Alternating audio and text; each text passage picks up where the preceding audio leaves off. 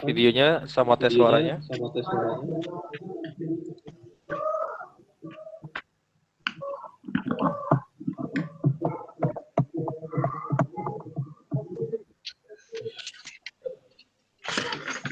Pak Udin, silakan. Kayaknya Iya. freezing.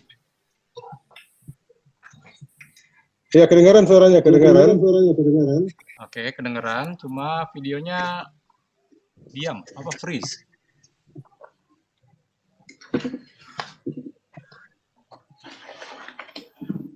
Pak Dokter, tolong dinyalakan videonya. Jadi teman-teman bisa tahu nih wajahnya. Nah, gitu. Wajah ganteng kan? Oke, teman-teman standby ya. 1 menit lagi ya. Bang Bono, Mbak Ina, standby ya. 1 menit lagi kita mulai ya. Oke.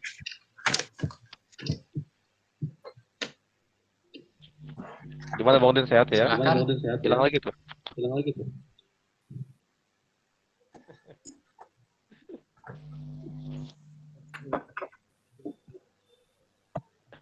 Jangan dipencet-pencet videonya.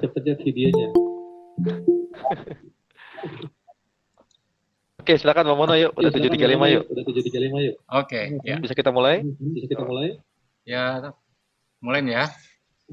Oke, terima kasih atas kedatangannya. Saya buka dengan sedikit urusan teknis saja ya, sebentar.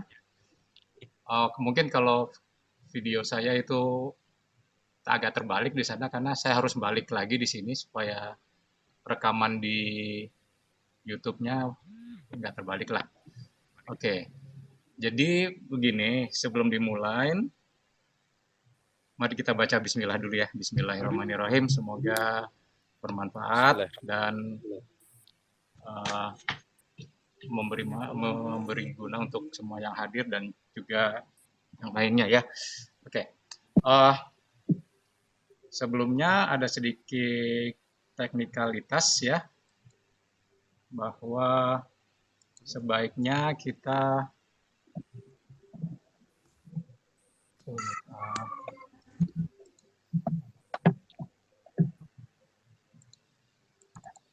ada sedikit apa ya, diatur lah gitu, bahwa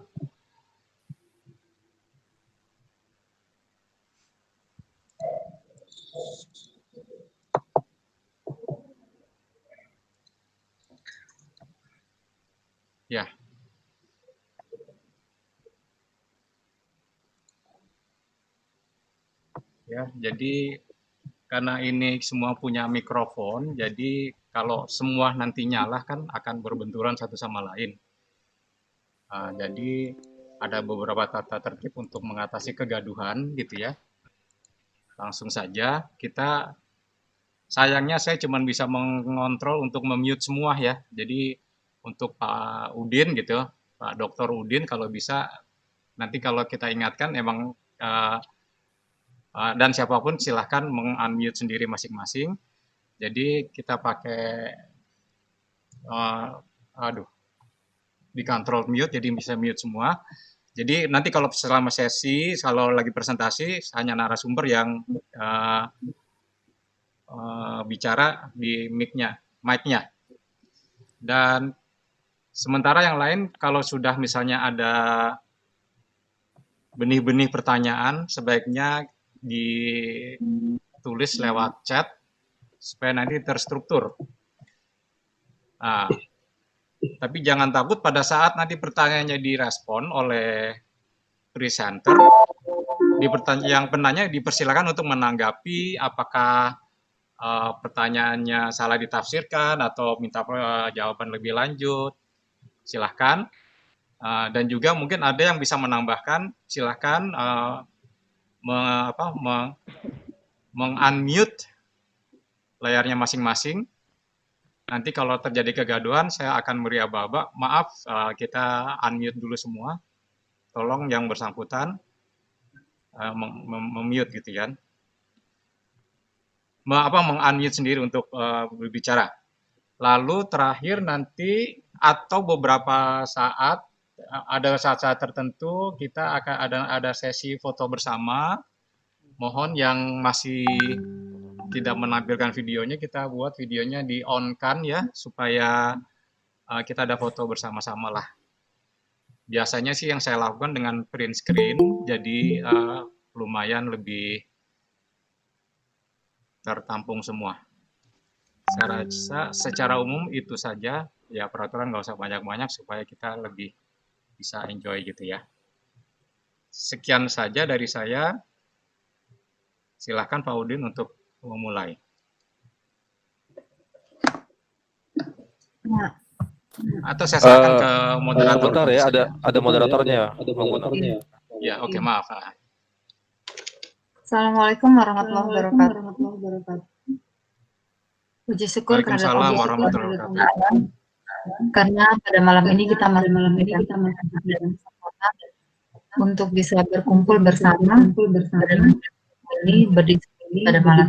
Saya perkenalkan sebagai moderator Tanamas. Kami adalah komunitas yang bernama Semangat 89. Kami terdiri dari alumni SMA seluruh Indonesia dari berbagai provinsi dan kota besar lainnya. Saat ini artinya bahwa Semangat 89 ini alumni SMA yang tamat pada tahun 1989. Kami saat ini berada di berbagai macam kota di seluruh Indonesia dan memiliki profesi beragam. Ada yang akademisi seperti dokter yang malam ini akan menjadi narasumber, ada yang menjadi profesional, ada yang menjadi wira swasta, pengusaha, pendidik dan lain sebagainya. Karena masa pandemi COVID ini, kami agak jarang untuk bisa bertemu, sangat sulit untuk bertemu, maka kita menggunakan media online untuk berdiskusi seperti pada malam ini. Nah, karena kondisi COVID yang semakin hari semakin bertambah, meskipun sudah dilakukan PSBB di beberapa kota-kota besar, namun penyebarannya juga semakin lama semakin besar, maka kami ingin sekali mendapatkan informasi dari Bapak Dr. Laude Safiuddin, SSI, MSI, berdasarkan ilmu yang beliau miliki begitu. Jadi kita dari Semangat 89 masing-masing yang memiliki profesi berbeda menjadi narasumber di beberapa waktu seperti yang telah kami lakukan sebelum-sebelumnya dan yang akan datang. Mudah-mudahan pada malam ini kita dapat mendapatkan manfaat, mendapatkan informasi sehubungan dengan virus COVID yang masih terus menyebar sampai dengan sekarang. Mungkin sedikit akan saya sampaikan biodata narasumber kita pada malam ini. Nama lengkap Dr. Laude Safiuddin, MSI, SSI, jabatan fungsional Rektor, jabatan struktural Kepala Laboratorium Unit Pendidikan Fisika, tempat tanggal lahir Raha 15 Agustus 1970, alamat kantor Kampus Budi Dharma Andonohu Kendari. Narasumber kita pada malam ini adalah seorang dosen yang mengampu beberapa mata pelajaran di Universitas UHO ya. Dan ada beberapa jurnal yang sudah dilakukan dan berikut juga pengalaman penelitian beliau dalam 5 tahun terakhir ini dan juga mahasiswa S1, S2 yang beliau ampu pada beberapa tahun terakhir. Nah, biodata lengkap narasumber dapat dilihat di layar monitor, tidak dengan detail, tapi ada di layar monitor jika ingin berkenalan lebih dalam nanti dengan narasumber. Baiklah, untuk mempersingkat waktu, kami persilakan Bapak Dr. Laude Safiuddin memulai pemaparannya. Silakan, Dok.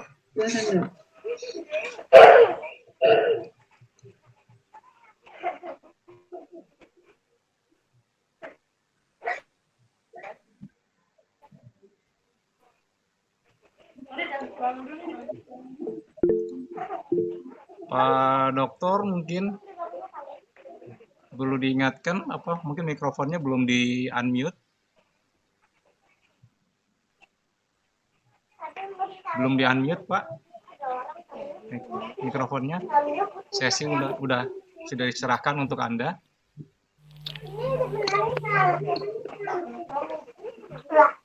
Bang Bono minta tolong teman-teman yang masih belum mute ya untuk di mute ya. Oke.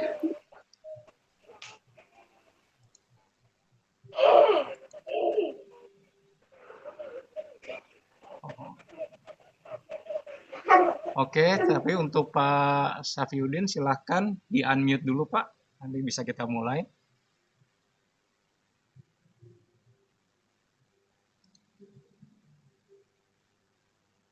Sekali lagi Pak Dr. Safiuddin belum di unmute Pak.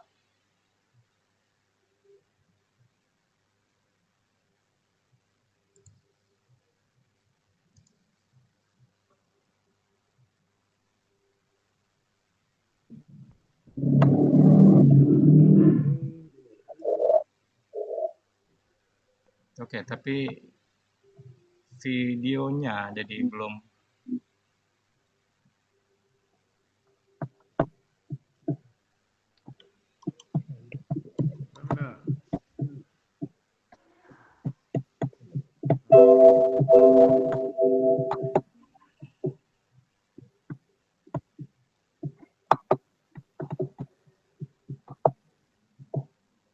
Ya, Pak Safiuddin silakan dimulai. Oke, Bu.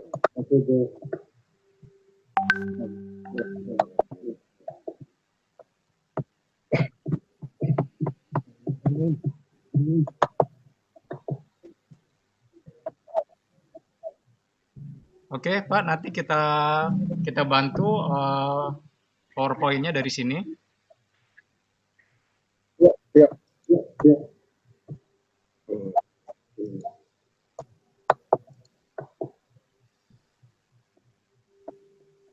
Ya, kita sudah siap.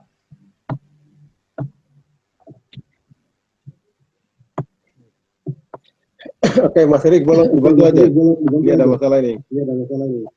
Nggak bisa.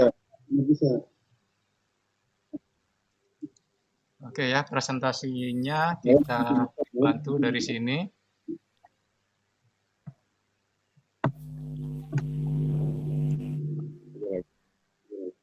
Ini Pak ya, bisa dicek di layar. Kita lihat.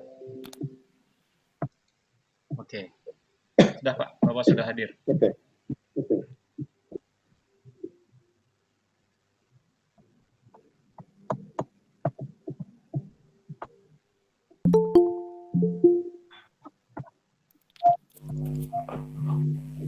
Bang Bono langsung dipasang aja presentasinya Bang. Sudah. Dan semuanya mute. Sudah ya? Belum kelihatan soalnya. Sudah, Kita belum lihat Masa semua sudah, nih. Pak?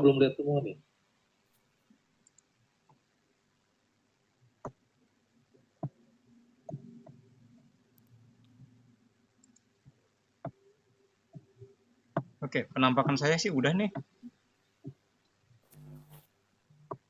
Di kita belum kelihatan semuanya Bang. Oke, sebentar. Kok bisa begitu ya? Sebentar. Oke, saya ulangin lagi.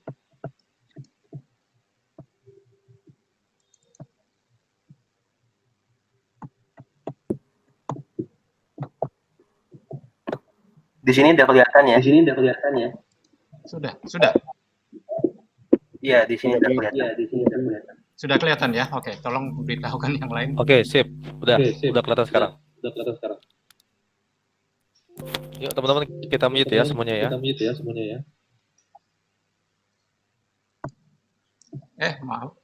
Maaf mungkin Pak Udin juga termute ya, maaf. Oke. Boleh saya mulai ya? Ya, silakan. Oke, terima kasih. Assalamualaikum warahmatullahi wabarakatuh. Waalaikumsalam warahmatullahi wabarakatuh.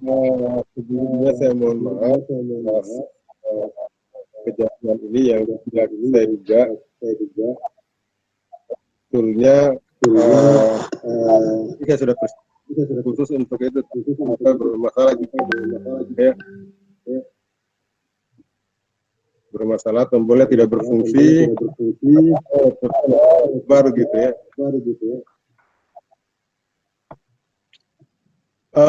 Baiklah, saya mungkin minta terima kasih pada kita yang hadir. Saya lihat sahabat-sahabat saya juga waktu di ITB.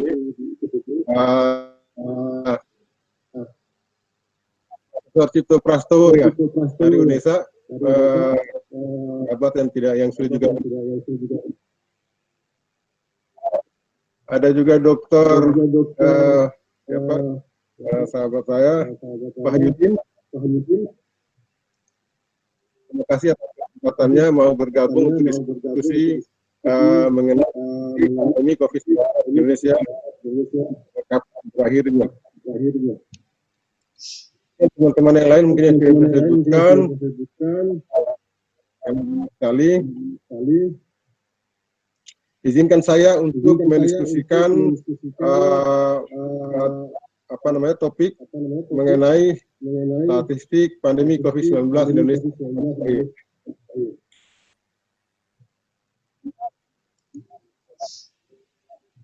Ya, bagi teman-teman yang senang bergerak dengan pemodelan, pasti ini adalah sebuah tantangan karena punya unsur-unsur prediksi yang sangat menarik sehingga melibatkan pemikiran yang sangat mendalam untuk bisa memprediksi secara akurat.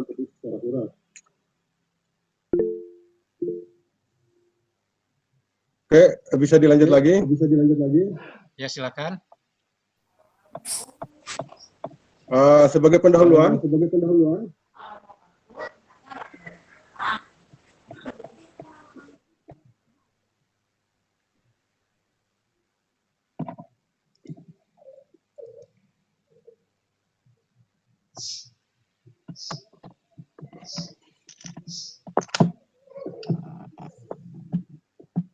Ganti slide kita, Pak. Oke. Yang pertama di dalam pendahuluan, saya ingin cerita sedikit dulu bahwa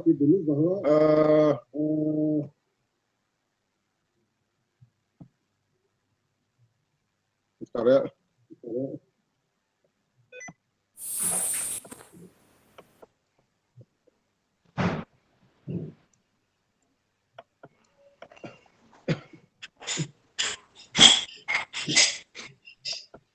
Ya. Salah satu hal yang menjadi sorotan serius selama ini adalah di awal-awal dulu kita sempat berpikir bahwa coronavirus ini akan berakhir Juli kalau saya tidak salah, ya, dan rata-rata orang memprediksi sekitar itu. Tapi ternyata coronavirus ini perkembangannya terus berlanjut sehingga banyak prediksi-prediksi yang kelihatannya jauh dari apa yang kita harapkan. Ya. Oke. Sebetulnya tujuan kita mendiskusikan ini adalah yang menjadi bekal kita, ya paling tidak kita mendapatkan informasi mengenai yang akan terjadi jika virus corona ini terus berlanjut.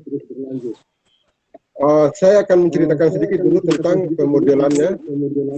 Jadi pada dasarnya ada banyak model untuk memprediksi wabah ini. Ya, tapi terus terang aja saya di dalam kesempatan ini saya ingin menyampaikan, mungkin saya tidak akan menjabarkan secara detail formulasi matematik yang digunakan, ya, saya akan secara langsung pada hasil-hasil pemodelan. Karena jujur saja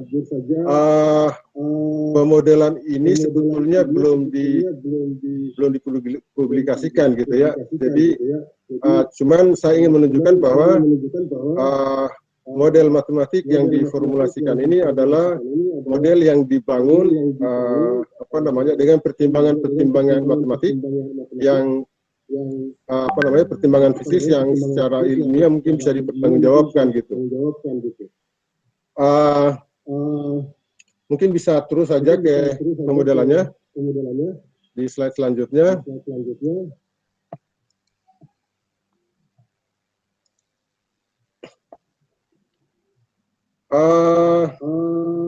Jadi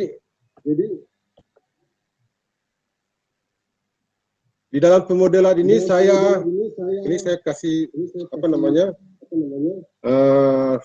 sedikit gambaran, ya. Jadi saya membangun model ini sebetulnya hanya 2 komponen saja. Ya.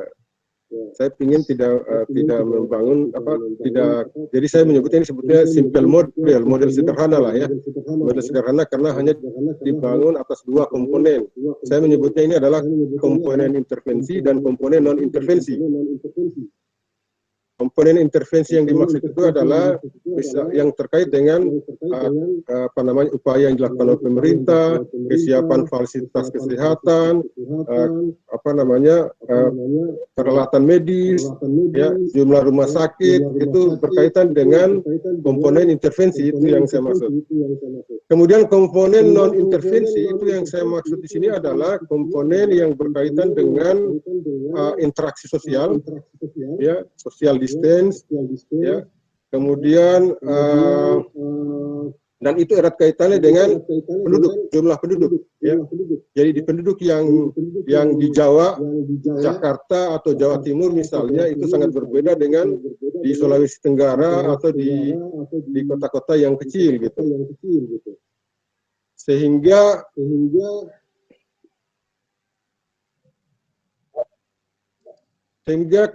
itu akan berbeda, ya. Ya, jadi pemodelan ini sebetulnya dibangun dari 2 fungsi Gauss normal, ya. Yang kedua komponen itu adalah yang seperti saya sebutkan tadi, yaitu komponen intervensi dan komponen intervensi. Keduanya adalah Gauss normal, ya, Gauss normal. Ini yang kalau istilah Prof. Cipto Prastowo itu mixing, ya. Ya, kita mixing.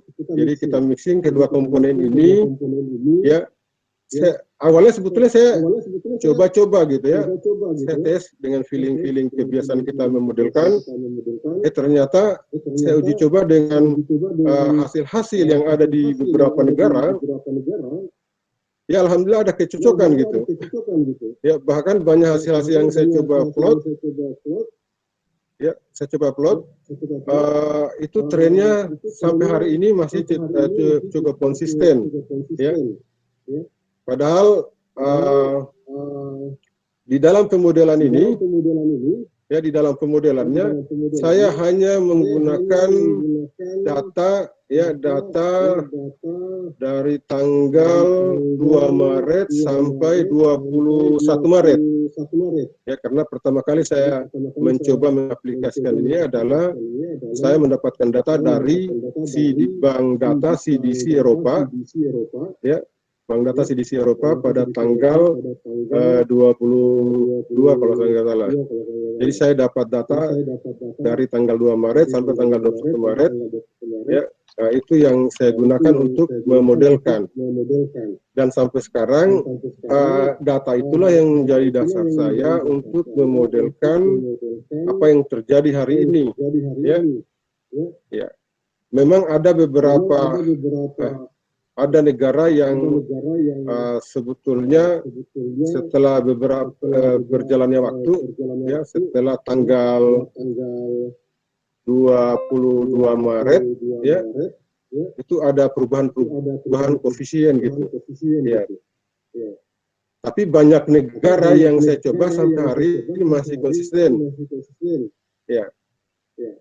perubahan-perubahan tersebut itu juga ya tidak lepas dari ya itu tadi intervensi, karena ternyata intervensi ini sebetulnya kalau dia konsisten cenderung dia patuh terhadap tren model. Ya, tren model. Ya, seperti ini misalnya, setelah saya coba aplikasikan di beberapa negara, ini mungkin kalau kita lihat di grafik ini seolah-olah saya memplot data dari awal kejadian sampai tanggal, karena saya punya data itu sampai tanggal 8 Juli. Sampai tanggal 8 Juli terakhir saya mengambil data. Ya. Saya mengambil data dari Bank CDC Australia, CDC Eropa itu tanggal 8 Juli. Nah, tapi itu sebetulnya data plot, bukan data yang saya gunakan untuk memodelkan tren. Ya. Jadi garis yang smooth itu, grafik yang smooth itu yang model matematik tadi yang dibangun dari dua komponen. Kemudian data yang bersama yang smooth itu, yang dekat itu yang diplot sampai 8 Juli, saya hanya untuk melihat.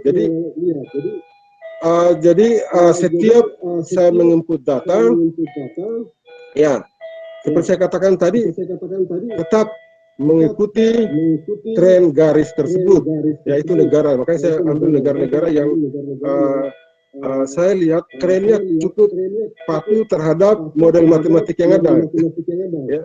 Padahal model itu kan ya harus kita akui bahwa model itu bisa jadi benar, bisa juga salah. Yang namanya model, karena kan peluang atau probabilitas untuk tren naik atau turun itu sangat bervariasi. Ya. Bahkan bisa jadi tren-tren ini, ya tren-tren tersebut sebetulnya meskipun pada awal-awalnya konsisten, ya, bahkan kalau kita melihat dari fase-fasenya, ya seperti yang terlihat ini yang saya tampilkan, ya, ini kan di beberapa negara ada 4 ya, yang bagian kiri pertama itu kan yang di Cina, ya saya coba karena Cina sebagai sumber asal kejadian. Saya coba trennya, alhamdulillah dari hanya data 18, ya. Jadi saya mau sebetulnya saya harus plot juga dengan tren data data model, ya, sehingga kelihatan, tapi dia ketindis, ya, dia tertumpuk oleh data yang diplot sampai 8 Juli, ya. Jadi ini tidak kelihatan, ini harusnya di sini ada data, harusnya di sini ada data yang menunjukkan data model, itu yang dipakai, ya. Itu yang dipakai untuk menghasilkan kurva model yang smooth ini, bukan yang bulat-bulat tapi yang smooth, ya. Nah, untuk menghasilkan itu, ya. Nah, jadi karena tumpuk saya tadi tidak sempat edit, ya, sekali lagi saya mohon maaf, ini karena ada masalah. Saya juga sampai hari ini baru pertama kali saya mengalami ini, tiba-tiba drive saya hilang, drive praktisi saya hilang gitu. 2 kali, jadi saya tegang, akhirnya saya kirim ke panitia. Ya, alhamdulillah, ya, untung saya melakukan itu, akhirnya sekarang saya presentasi panitia yang buka PowerPoint-nya gitu. Ya, saya juga terima kasih sama panitianya, untung bisa mengantisipasi ini. Oke, itu jadi seperti yang terlihat pada gambar. Yang Cina dulu, ya. Ya, jadi saya ingin menyampaikan bahwa Cina rupanya ketika Cina sudah mencapai fase ketiga gitu, ya, menuju ke 4, Indonesia baru mulai gitu. Ya. Ya, jadi kan Cina kalau saya tidak salah itu tanggal 31 Desember dia, ya, awal kejadiannya tanggal 31 Desember, sedangkan Indonesia tanggal 2 Maret, jadi butuh waktu 2 bulan gitu, ya. Ya. Makanya sebetulnya kalau kita lihat nanti hasil-hasil Indonesia kan apa namanya laju infeksinya kelihatannya lambat gitu ya, kelihatannya lambat ya. Itu tidak lain juga mungkin karena ketersediaan alat kita untuk mengukur dalam waktu yang cepat itu tidak ada gitu ya. Andaikan ada ya, andaikan ada alat ukur kita yang bisa mengukur secara serentak ya 5.000 saja mungkin kita bisa temukan dalam satu hari, kita juga bisa 5.000 ya, tapi kita nggak ada. Sulawesi Tenggara saja awal-awalnya nggak punya alat ya, awal-awalnya kan yang ada pertama di Jakarta, jadi daerah-daerah hanya mengirim sampai ke Jakarta baru ketahuan ya. Meskipun sekarang ada rapid test, tapi kan rapid test itu bukan mengukur virus, dia hanya mengukur antibodi. Jadi ini agak aneh juga sebetulnya, karena di satu sisi kita ingin mendapatkan informasi virus, tapi yang diukur adalah antibodi. Ya, sehingga hasilnya bisa jadi positif, bisa jadi reaktif, tapi di swab tidak. Ya, rata-rata ya, saya sebelumnya pernah presentasi juga di Dewan Riset Daerah sini, Provinsi Sulawesi Tenggara. Kebetulan pesertanya juga para dokter-dokter gitu ya. Mereka juga justru mengatakan seperti itu. Tapi begitu di swab ternyata dia apa namanya negatif. Ya. Atau sebaliknya, ya, atau sebaliknya. Makanya saya juga kaget kalau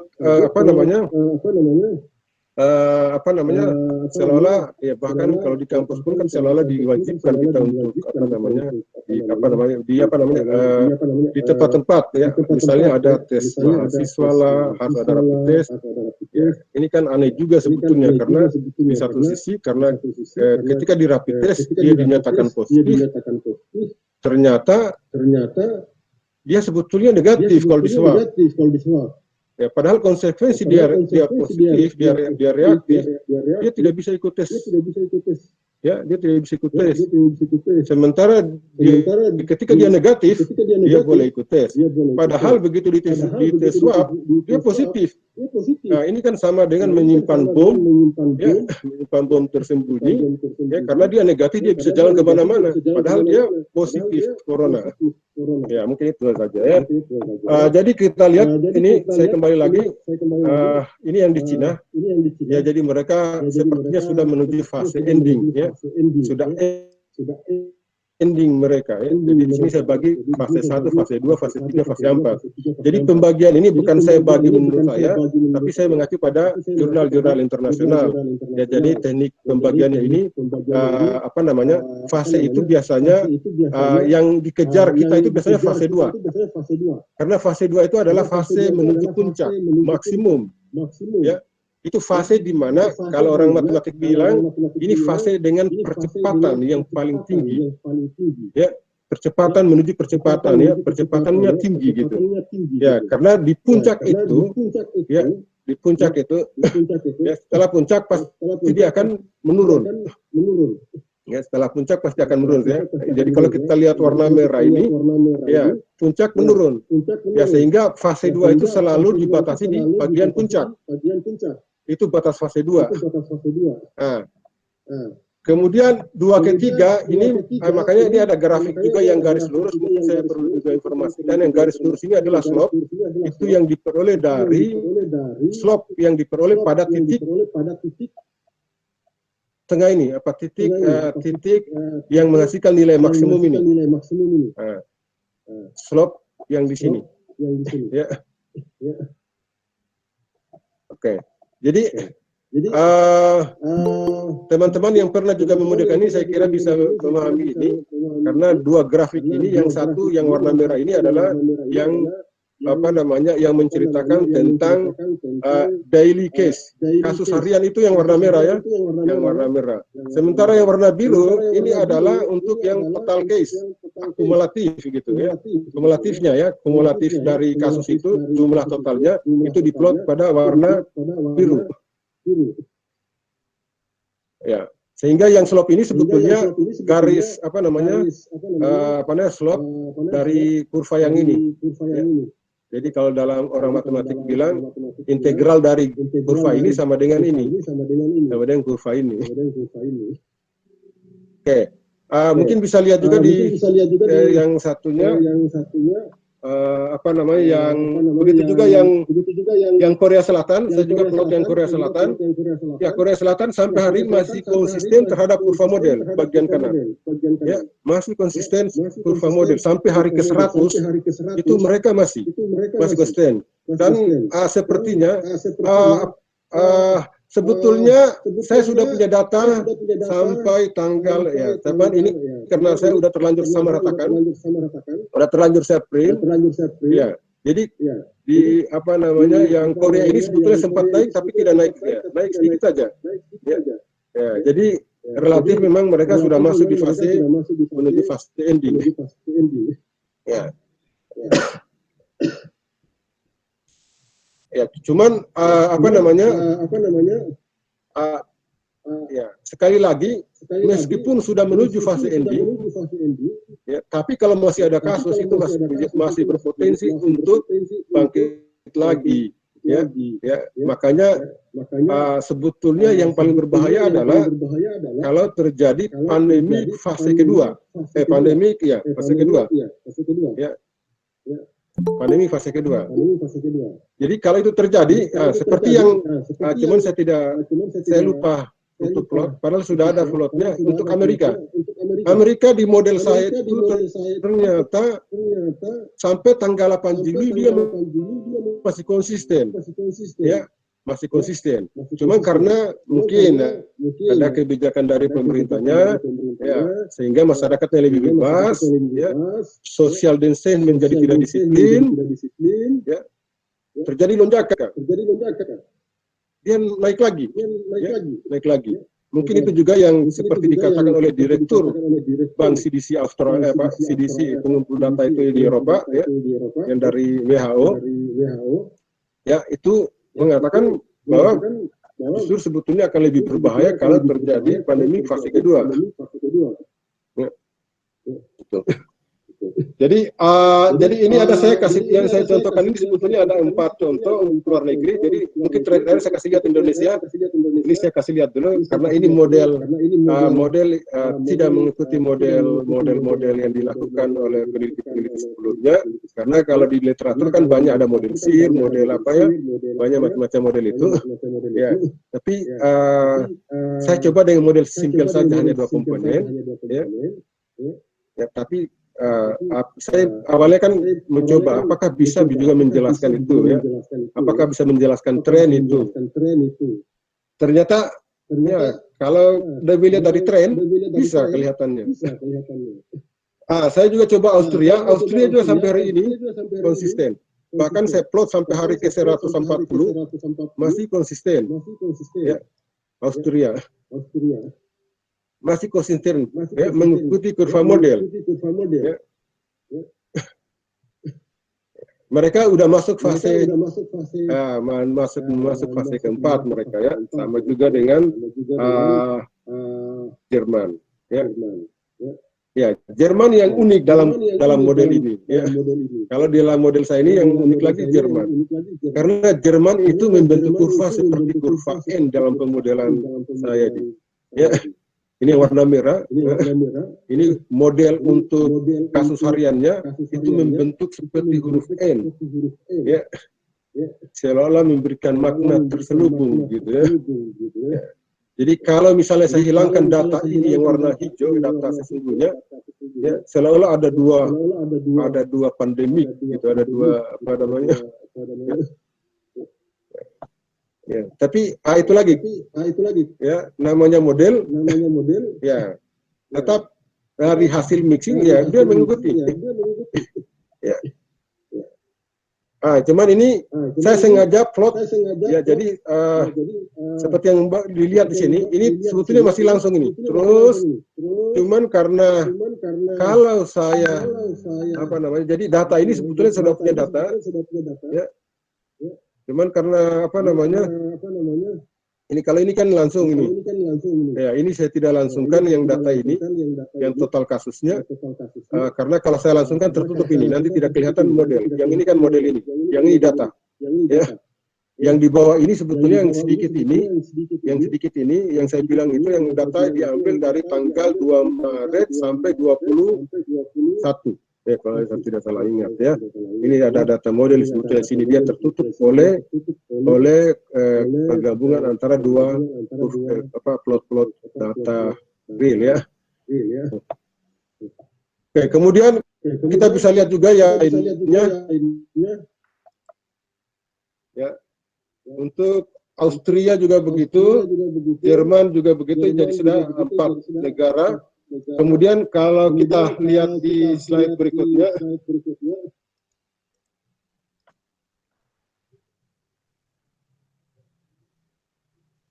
nah ini saya coba Indonesia. Mungkin kelihatannya ini saya, kalau yang tadi kan saya langsung selektif gitu, saya langsung pilih aja yang satu tren. Kalau ini saya pakai dua kemungkinan gitu ya, dua kemungkinan tren. Ya. Jadi ini data yang saya ambil 12 Juli sampai 12 Juli. Kalau data dari CDC saya ngambilnya sampai 8 Juli. Jadi yang 8, 9, 10, 11, 12 tambah 4 data itu saya input manual saja. Saya input manual ya, saya input manual dari data yang saya ambil di media. Ya, nonton TV, kemudian nonton di media, kemudian dicatat gitu ya, baru diinput ke model. Ya, jadi sampai sini ya. Tapi tetap model yang digunakan juga sama. Ya, dari 2 Maret sampai 21. Ya. Jadi hanya data sedikit ya. Ya. Jadi model ini saya tetap pertahankan. Kalau ada perubahan-perubahan tren, baru saya mencoba kembali merevisi koefisien yang ada di dalam model matematiknya. Ya, ya, merevisi. Apalagi misalnya, ya yang biasanya sering juga terjadi adalah ketika kurva ini mulai turun, ya biasanya orang kalau sudah turun mulai social distance itu diabaikan. Ya.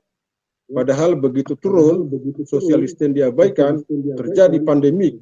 Yang kedua lagi, yang loncat. Seperti yang di Amerika saya pikir sudah turun, ya, menuju ke fase 4. Ya, sudah menuju ke fase 4 ya. Mudah-mudahan di sini ada Bu Melvi di Amerika. Ya, saya mohon maaf Bu Melvi, saya kirimkan file model pada Ibu itu file yang saya plot sampai tanggal 8 Juli ya kalau tidak salah. Ya, tapi kalau saya plot sampai di atas 8 Juli, memang kalau sampai 8 Juli itu Amerika sudah menuju ke fase 4. Ya, kalau dari model. Ya. Tapi di atas 8 Juli Bu Melvi, ya mudah-mudahan Bu Melvi karena katanya kemarin siap hadir. Ya. Mudah-mudahan Bu Melvi hadir di Amerika. Ya. Kebetulan lagi S3 di California. Kalau saya plot sampai di atas 8 Juli, itu ternyata ada loncatan, waduh lebih mengerikan lagi saya lihat Amerika. Ya. Ya. Jadi ada gelombang kedua dia, ya. Ada gelombang kedua. Ada perubahan yang sangat luar biasa. Ya, ya mungkin juga yaitu ketika turun diabaikan ya. Indonesia hari ini masih fase kedua. Semua negara di dunia rata-rata sudah menuju fase keempat, kita masih menuju fase kedua. Masih fase kedua. Ya, belum ada kabar-kabar yang menggembirakan kita ini sudah sampai ke puncak. Ya, sepertinya kita ini masih di fase kedua. Ya, masih di fase kedua. Jadi kalau saya mengikuti kurva model ini, ternyata kita, waduh, sampai hari ke 300 berapa ini, 400 lebih lah, ya. Ya, baru kita damai ya. Itu pun ya masih banyak perjalanan lah. Bisa jadi di sini ada perubahan lagi. Meskipun sudah mencapai puncak, mencapai puncak bisa jadi ada lagi anomali naik lagi. Ya, makanya saya lebih senang untuk melihat fase-fase ini, ya, melihat fase-fase ini, karena dari fase ini kan kelihatan kalau dia, ya kelihatan apakah fase 2-nya cukup panjang atau fase 3-nya yang panjang atau seperti apa. Ya, Ya, seperti ini kita kelihatannya kalau melihat tren, kalau saya ambil tren yang biru, maka dia akan lebih cepat. Ya. Tapi kalau saya ambil tren yang merah, dia akan lebih lama lagi. Ya. Sehingga dulu saya sendiri sebetulnya awal-awalnya, jadi ini sebetulnya ada banyak kemungkinan. Kalau kita tren dari sini, ini bisa kemungkinan sebetulnya kalau di awal-awal dulu saya punya data yang lebih rendah lagi. Ya. Ya. Karena sekali lagi, ini model matematik dibangun dari 2 komponen. Ya. Kemudian, karena hanya menggunakan 18, ya kurang lebih 18 data, dari data model, saya mencari error yang paling minimum dari kemungkinan semua jalan yang ada. Ya, cuman ini saya plot, saya pilih yang 2 saja ya. Saya pilih 2 untuk Indonesia karena mungkin tidak perlu saya perhatikan semua. Ya. Jadi saya cari error yang paling minimum. Ya, orang menyebutnya metode, kalau kita apa, least square lah ya. Least square itu kan mencari error yang paling minimum, yang memberikan kesalahan paling kecil. Kalau dia memilih jalan merah, ya, itu adalah error yang paling minimum. Pilih jalan biru juga error paling minimum. Ya, makanya prediksi itu banyak sekali kemungkinannya. Ya. Makanya saya tertarik karena begitu ada loncatan, itu berarti saya mengindikasikan ada sebuah kontribusi, komponen intervensi, entah itu dari keterbatasan fasilitas kesehatan kita, atau mungkin dari kebijakan pemerintah yang kurang tepat, ya. Atau mungkin juga dari masyarakatnya sendiri yang acuh, mengabaikan ya, social distance, karena dianggap mungkin ini biasa, ini udah turun ini. Itu bisa berbahaya juga. Ya. Jadi itu ya, kalau melihat dari kurva ini justru Indonesia agak mulus ya. Orang bilang katanya Indonesia loncatan-loncatan, tapi sebetulnya kalau data ini cukup mulus begitu ya. Smooth. Saya justru melihat Indonesia cukup smooth loncatannya ya. Tidak ada loncatan-loncatan yang luar biasa sampai hari ini. Ya. Bahkan kalau kita lihat data, hubungan antara data kasus harian dengan jumlah yang meninggal, ya, itu tren antara korelasi antara jumlah yang meninggal dengan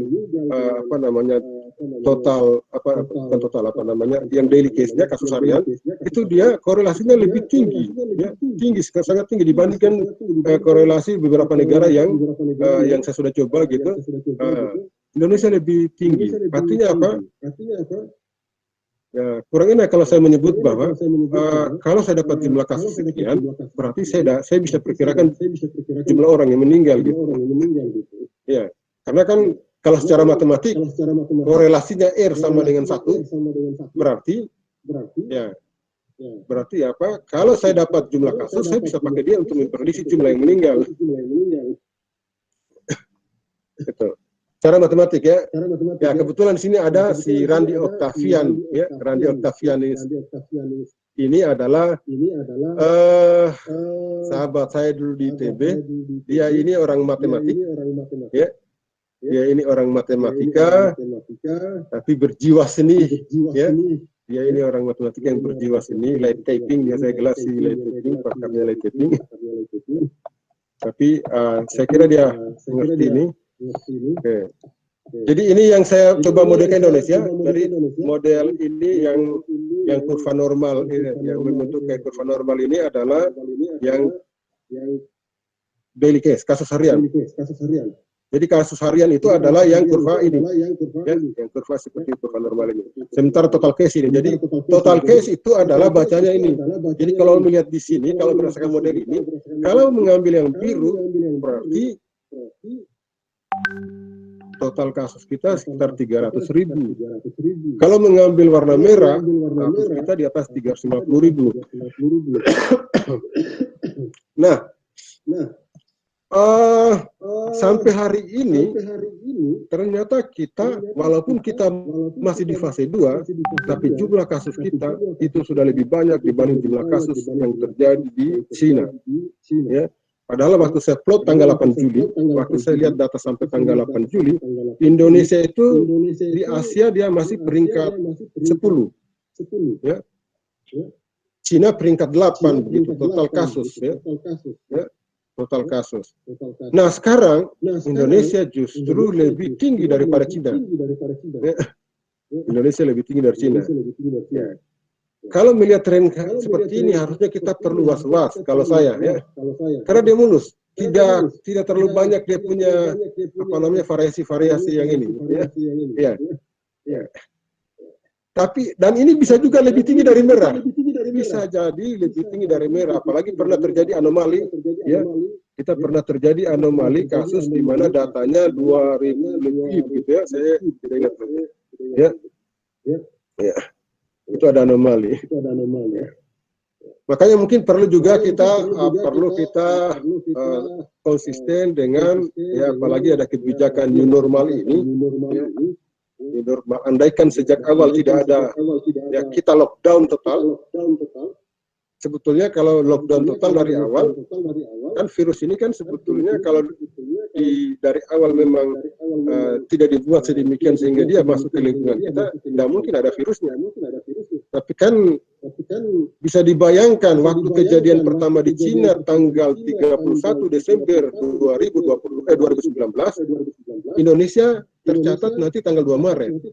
Pertanyaannya adalah dalam rentang antara 31 Desember sampai 2 Maret, ya, apakah virus sudah masuk di Indonesia? Kalau sudah masuk, ya, dan kita baru deteksi nanti tanggal 2, berarti kan sebetulnya virus sudah agak sulit kita mengidentifikasinya, karena sudah menyebar kemana-mana. Ya. Sudah menyebar kemana-mana, baru kita sudah tahu sudah masuk di dalam duluan lah ya. Jadi sama apa namanya saya mengatakan bahwa virus sudah masuk duluan di dalam rumah kita, ya, tapi kita tetap santai dulu di depan rumah. Padahal virus sudah masuk dalam rumah, sudah menyerang kemana-mana. Ya.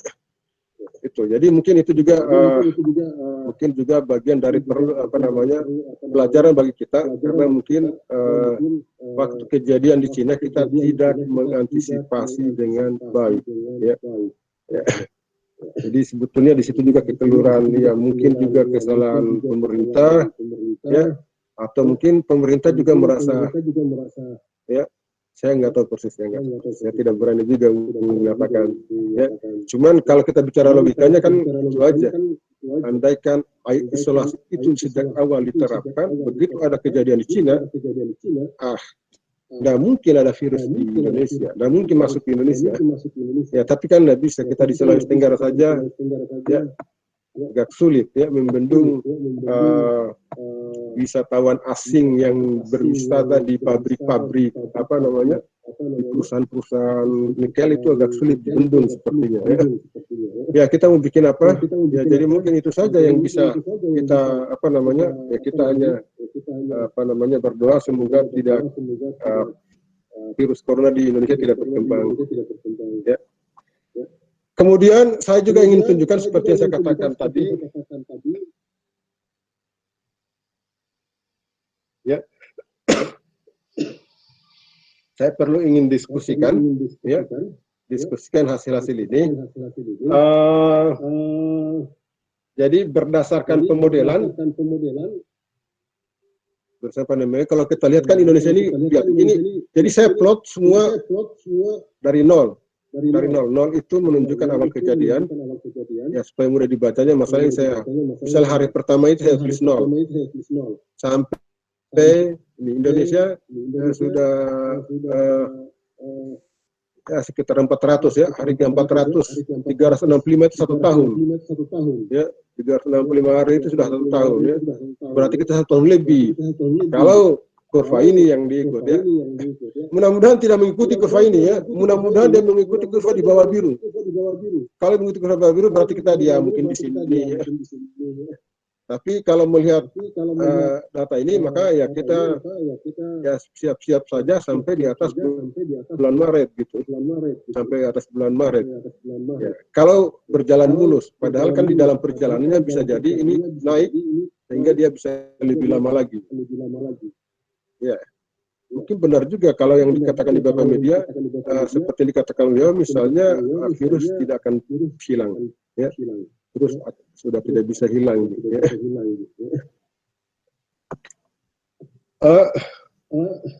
Kemudian ada korelasi yang tinggi antara kasus harian dan kematian di Indonesia, ya, seperti yang saya akan tunjukkan saya akan tunjukkan sebetulnya ini saya harus di bawah, ya.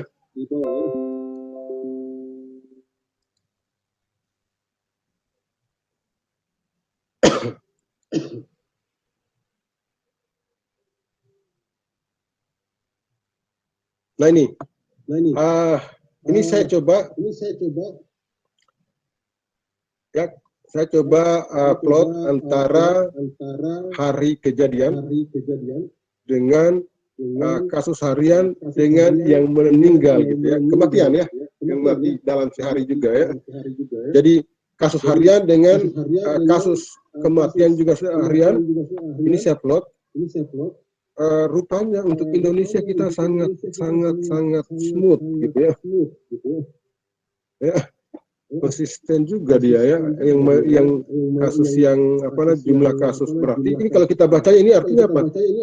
Kalau jumlah kasus besar, maka jumlah kasus yang meninggal juga besar. Kalau tren ini kita, ya. Nah, kemudian kalau kita lihat dari sini, dari kurva ini, jadi saya plot kembali yang ini, saya coba korelasikan, ya, saya coba korelasikan, ya, 0,6, ya. Ini kan koefisien determinasi yang tampil di sini determinasi.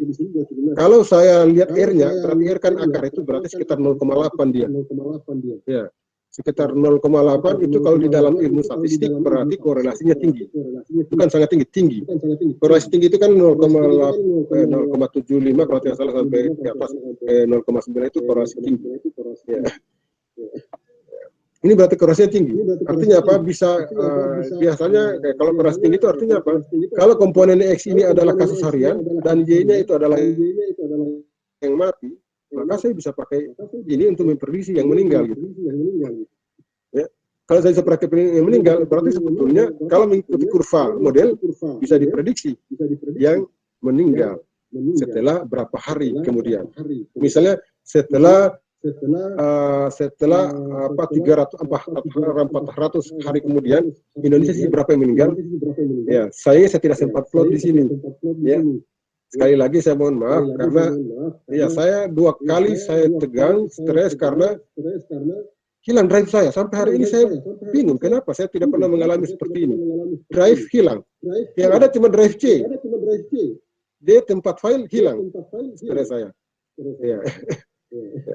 Jadi alhamdulillah bisa lah, walaupun masih kurang, ya, bisa ada yang ditampilkan, walaupun hari ini juga tidak maksimal karena saya harus dibantu oleh panitia.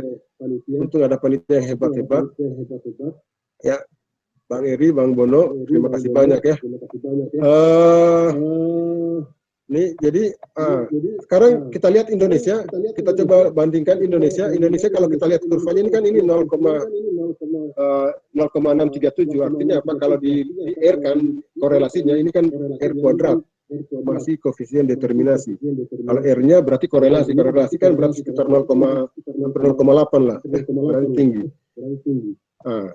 Kalau yang kedua ini kan Cina. Cina kalau lihat tren kurvanya, ya cenderung ya kurvanya juga mengikuti kurva, jadi kurva kasus itu mengikuti kurva kurva yang meninggal. Nah, tetapi kalau kita plot koefisien korelasinya, ya kecil, ya. Agak sulit untuk dipakai untuk memprediksi hubungan antara jumlah kasus yang terkonfirmasi dengan jumlah yang meninggal. Nah, ini agak sulit untuk diprediksi, ya. Tapi kalau yang ini ya, kalau secara matematik bisa dipakai sebagai alat untuk memprediksi yang meninggal. Ya, walaupun itu ya itu supaya artinya kita bicara dunianya, ya. Oke. Saya juga perlihatkan, jadi sebetulnya sudah banyak, cuman ya karena sekali lagi tadi laptop ya banyak sebetulnya yang saya sudah tunjukkan semua konstitusi itu, jadi sudah banyak negara yang saya tampilkan, cuman pada kesempatan ini saya hanya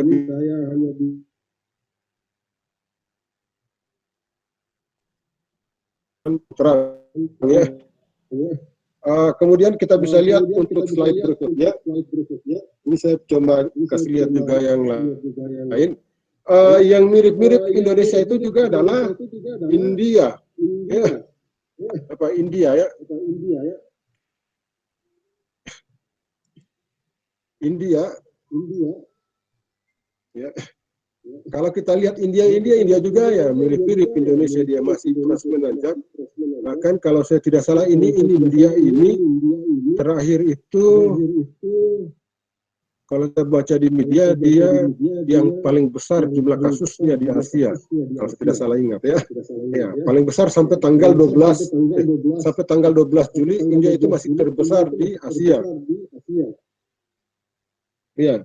Trennya masih menanjak dia. Ya, beda dengan tadi Cina sudah menurun. Ya, trennya ini kan masih menanjak. Kalau Cina kan sudah kayak membentuk kurva normal. Ini masih menanjak, mirip-mirip Indonesia tadi.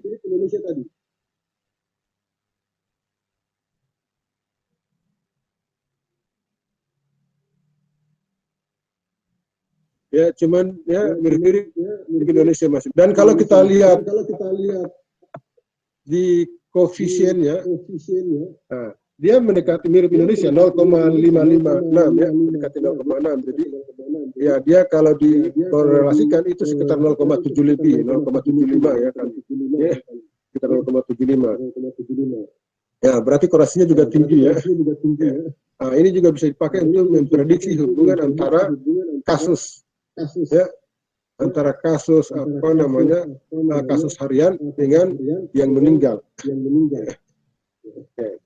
Selanjutnya kalau kita lihat Jerman,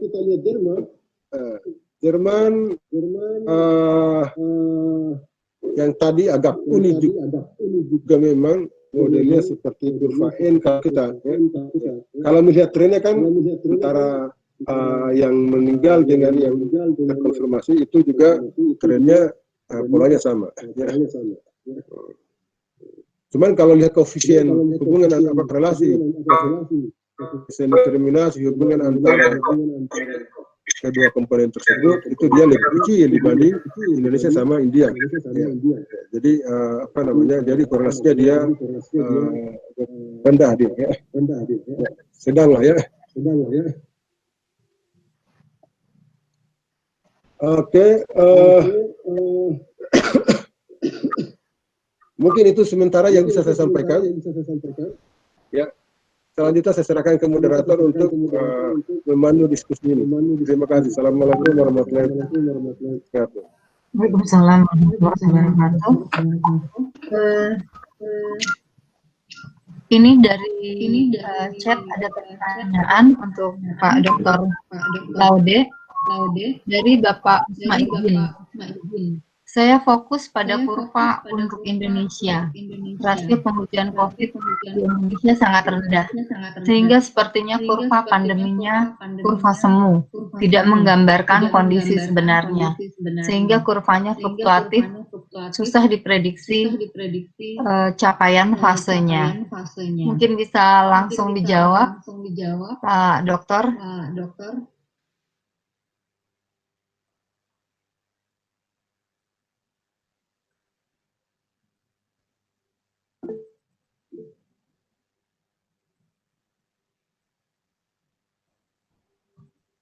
Pak Dr. Laude, masih bisa dengar, Pak? Pak Dr. Laude sepertinya mute Pak Bapak. Tadi juga maaf, saya tadi aktifkan dia punya speaker ya.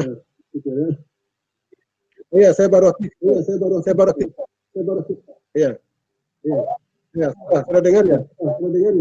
Sudah. Dengar. Oke. Tadi penanyanya silakan kalau mau Kedengaran ya? menanggapi. Kedengaran. Oke, boleh saya bicara. Oke, sip. Oke. Jadi memang oke. Jadi memang rata-rata kalau kita membuat model yang memprediksi jauh ke depan, itu kan variasinya pasti banyak. Kecuali dia ikut per day gitu ya. Variasinya sangat banyak. Cuman kan biasanya ditampilkan cuma 1-2. Jadi itu adalah kemungkinan yang akan terjadi. Ya, jadi saya tampilkan tadi sebetulnya kemungkinan yang akan terjadi dengan error yang paling minimum. Jadi seperti itu sebetulnya. Nah, saya kira model-model lain juga, model SIR juga kayak begitu. Ya, cuman kan mereka banyak komponennya. Ya, banyak komponennya karena mereka mungkin karena dibangun untuk bisa aspek hingga dimasukkan banyak komponen gitu ya. Malah ya kalau kita masih ingat saja prediksi kemarin di media, itu kan ada juga yang prediksi bahkan dengan atas nama statistik sebuah universitas sampai hanya 20.000 ya dengan error minimum error minimum yang diperoleh itu kan error minimum berdasarkan data yang diprediksi. Sekarang begitu berubah jauh lagi ya, perubahannya. Ya. Makanya saya katakan tadi bahwa saya tetap pada kurva model menggunakan data yang 12 hari itu, yang dari 2 Maret sampai 21. Ketika ada perubahan, ya, menurut saya ketika ada perubahan itu berarti kan ada sebuah perubahan, apakah intervensinya berubah atau intervensinya yang berubah. Nah, itu menjadi bahan renungan sehingga menjadi pelajaran bagi bagi kita, apakah ya kayak kita sekarang ini kan dengan adanya new normal, saya lihat di mana-mana social distance, namanya social distance, faktanya sulit. Ya,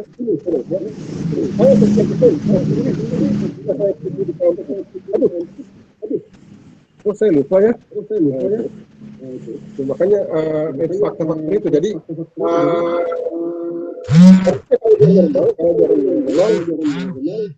kalau normal, ya dia mungkin bisa itu.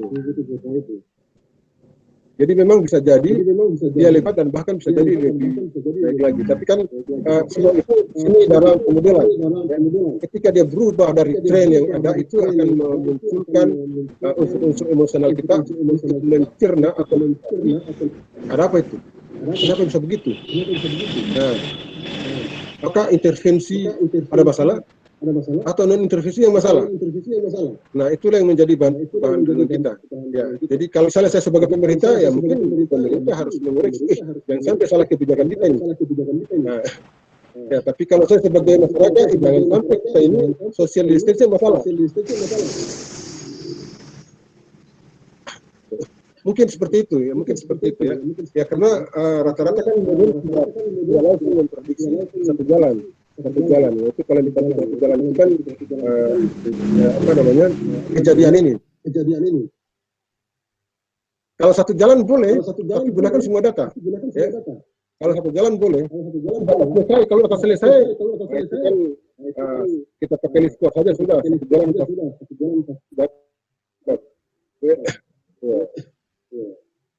ya, kita pakai Excel plot, pakai list square, satu jalan. Kalau kita sudah menggunakan data, sudah berakhir, misalnya katakanlah berakhir tahun depan, ambil itu semua data plot, ya, kemudian kita matching pakai list square, oh ya, pasti dapat, karena itu pasti jalan yang memberikan error paling minimum.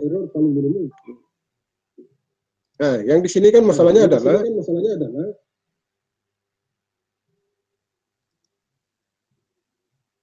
hanya menggunakan data kecil, jadi banyak data digunakan, ya, pasti semakin baik. Ya. Sekarang kan antara sudah mau masuk Agustus sekarang, sudah Agustus masih konsisten, ini kan menarik, menurut saya ya, masih menarik. Ya, tapi ketika ada berubah, bukan berarti ini ada masalah. Ya. Tapi itu ya menjadi kajian yang kita lanjut. Mungkin ya kalau saya tetap pertahankan itu matematikanya, ya saya mau tidak mau ingin mengatakan bahwa ini dari dua komponen pasti penyebab, ya, salah satunya atau dua-duanya, ya, sehingga bagi saya model itu membantu kita untuk ya paling tidak bisa mengoreksi diri, ya bagi pemerintah bisa juga mengoreksi diri mereka, ya apakah kebijakan yang dilakukan itu sudah tepat atau belum, ya kalau belum tepat ya mungkin diperbaiki, apakah social distance yang dilakukan selama ini sudah benar, apakah new normal yang kita elu-elukan ini memang adalah solusi atau sebetulnya ini waktu yang tinggal menunggu waktunya gitu. Ya. Ini mungkin yang perlu saya sampaikan, ya. Mungkin itu saja. Selanjutnya mungkin kita bisa diskusi lagi. Ya. Mohon maaf atas kekurangannya, ya. Karena ini kan namanya model masih relatif, seperti yang dikatakan tadi, memang masih relatif bisa berubah. Ya. Bisa berubah. Ya. Saya kira mungkin itu. Iya, untuk Bapak Usmaidin masih tersambung ya Pak? Pertanyaannya sudah dijawab oleh Pak Dr. Laude. Ada yang ingin ditambahkan Pak?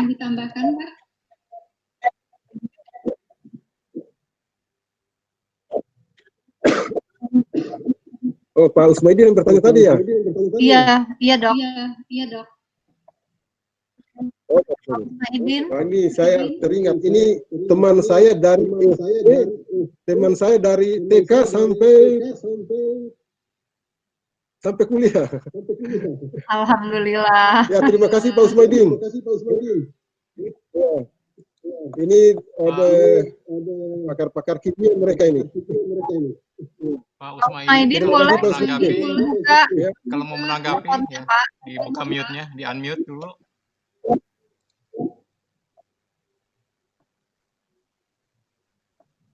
Pak Usmaidin silakan dibuka mikrofonnya.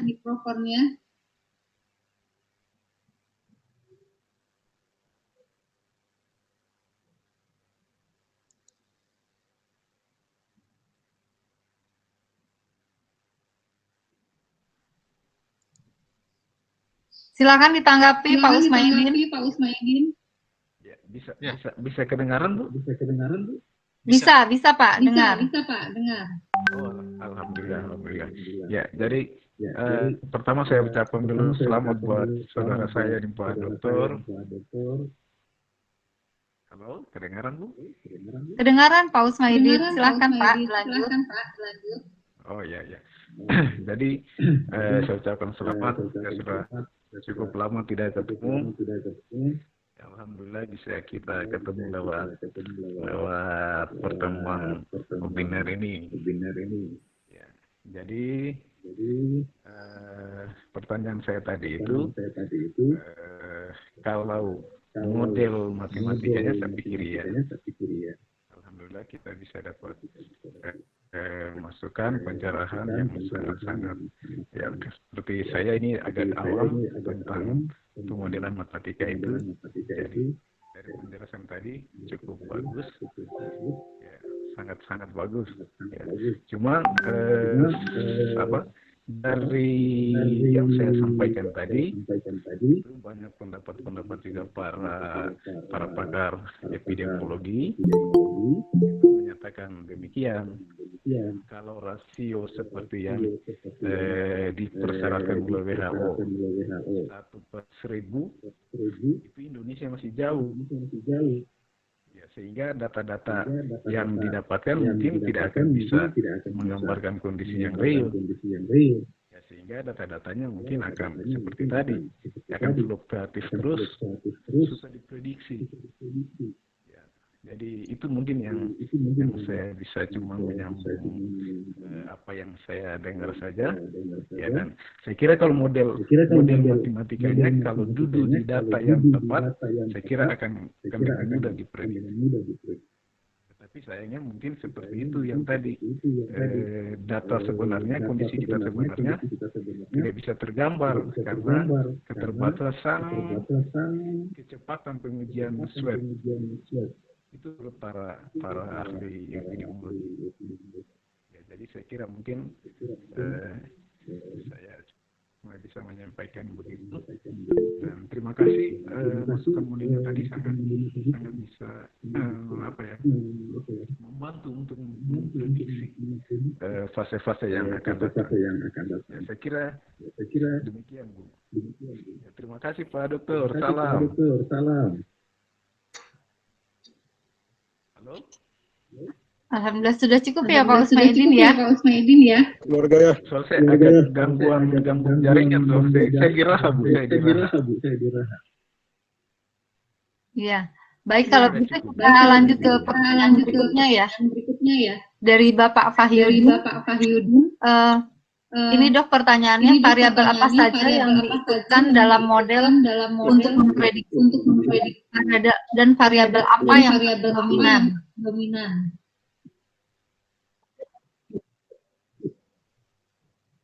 Bisa terdengar ya, Pak Dr. Laude? Ya. Pertanyaannya? Gimana? Coba bisa diulangi. Variabel apa saja yang diikutkan dalam model untuk memprediksi dan variabel apa yang paling dominan?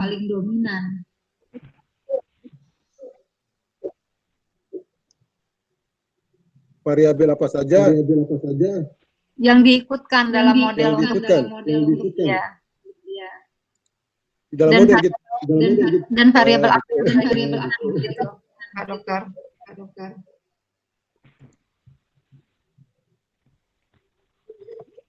Oh ya.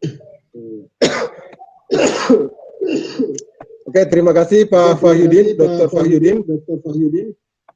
Ini juga pakar kimia ini. Oke, Pak Fahyudin. Jadi memang di dalam pemodelan ini sekali lagi karena saya menggunakan dua komponen, ya. Jadi komponen intervensi dan non intervensi. Jadi karena saya buatnya sederhana, hanya dua komponen. Jadi komponen intervensi dan intervensi ini kedua-duanya sebagai fungsi dari waktu. Sebagai fungsi dari waktu. Kemudian di situ ada juga variabel yang terkait dengan koefisien dari kedua komponen. Kenapa saya masukkan itu? Jadi secara matematik jadi kalau secara matematik saya menuliskan begini. Jadi kalau misalnya kasarian n itu adalah total, ya, total. Itu adalah hasil mixing atau penggabungan antara kedua komponen. Katakanlah kalau komponen intervensi saya sebut dengan N2 dan non intervensi dengan N3, maka N itu adalah N2 tambah N3 gitu. Ya, N2 sebanding dengan N2 tambah N3. Lalu kemudian saya masukkan koefisien. N itu adalah N yang akan diprediksi. Itu sama dengan koefisien N2 kali N2 tambah koefisien N3 kali N3. Nah, itulah yang saya pakai untuk memprediksi untuk memprediksi kasus harian. Ya, kan yang penting dulu kasus harian. Kalau sudah dapat kasus harian kan kasus total case-nya itu kan karena kita menganut fungsi distribusi normal. Ya, berarti kan tinggal integralnya dia. Ya, dan itu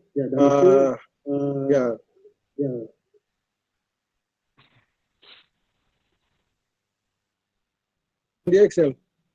Jadi saya mau pakai MATLAB buat apa? Karena ini pakai Excel juga cepat dia. Ya. Karena saya bukan pakai secara numerik. Gitu ya.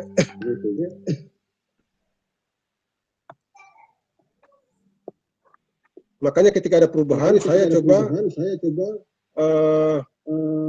melihat kembali dari kedua komponen itu.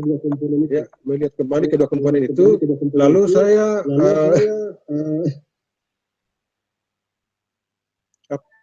apa namanya? Sebetulnya koefisien yang sama kalau dalam istilah kimia mungkin fraksi lah ya, fraksi. Istilahnya fraksi. Jadi kalau fraksi N3 itu adalah 1 kurang alfa. 1 kurang alfa. Ya, makanya saya mohon maaf juga, ternyata saya baru tersadar karena pertanyaan Pak Fahyudin ini, saya tidak tampilkan koefisien-koefisien itu untuk melihat bagaimana kontribusi antara komponen intervensi dan komponen non-intervensi. Ya. Padahal sebetulnya itu penting untuk kita lihat, untuk kita ketahui, karena paling tidak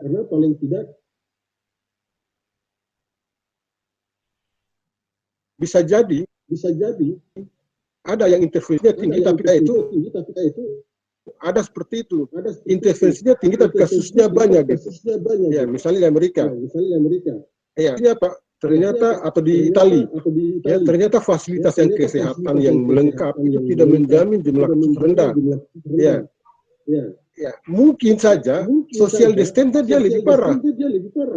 Artinya ya apa juga ya meskipun fasilitas kesehatan lengkap, kalau social distancing tidak dijaga ya pasti jumlah kasus banyak. Karena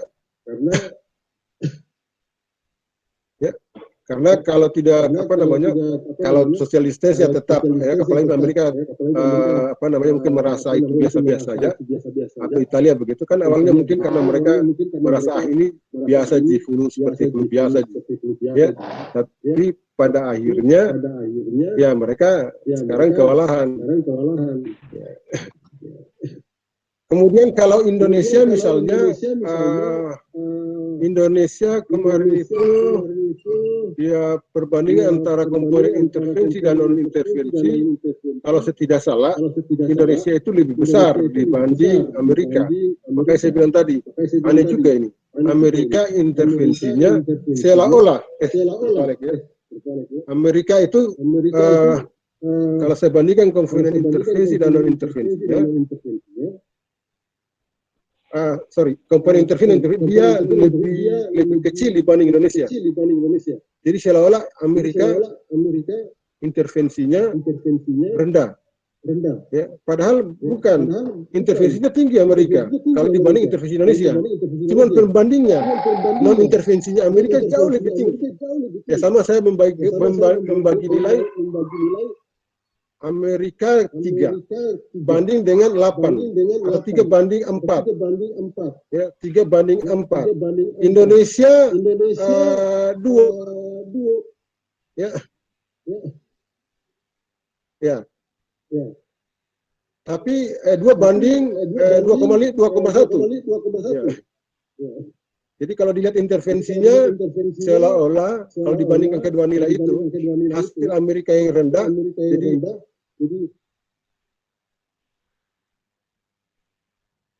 3 bagi 4 kecil dibanding 4-nya Amerika. Jadi membandingkan dua nilai. Ya, bandingan itu. Sehingga saya di sini juga sebetulnya saya tidak tampilkan, saya coba memplot juga koefisien-koefisien tersebut sebagai upaya untuk mencoba menjelaskan, karena ya jangan sampai kita mengklaim intervensi tinggi padahal sebetulnya non intervensinya jauh lebih tinggi gitu. Ya. Indonesia intervensinya rendah, tapi non intervensinya juga rendah gitu. Jadi kita membagi nilai 8 bagi 4 dengan 4 bagi 2 kan sama. Jadi kalau kita melihat 8-nya dengan 4-nya ya 8 besar, tapi 8 bagi 4 dengan 4 bagi 2 sama juga nilainya. Ya, jadi kalau kita lihat perbandingan itu sama, padahal mungkin kalau kita melihat ininya berbeda satu-satu ya. Oke. Mungkin itu yang bisa saya sampaikan. Terima kasih. Pak Cipto, mungkin ada saran-sarannya Pak Cip?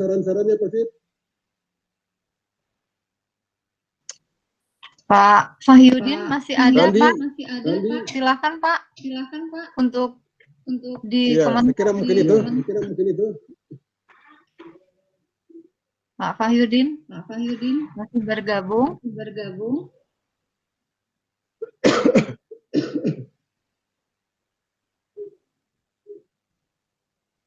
Di chat Pak Fahyudin bilang tadi sudah cukup moderator Jumlah. Ya. Ya. Pak Fahyudin bilang Ada sudah pertanyaan lagi? cukup moderator katanya. Penjelasan Pak Ode sudah cukup. Nanti kami diskusi. Itu tanggapan yang lewat chat ya, yang saya sempat baca dari Pak Fahyudin. Oh, di chat ya? Oh iya. Ya. Oh, si Randi yang bertanya tadi? Iya, Pak Fahyudin tadi yang bertanya, Pak Dokter. Oke, terima kasih Pak Edi. Nanti kita diskusikan. Tadi ada pertanyaan Randi tadi kalau tidak salah. Yang jumlah tes COVID sampai 1000 ya? Bukan itu ya? Ini ada pertanyaan.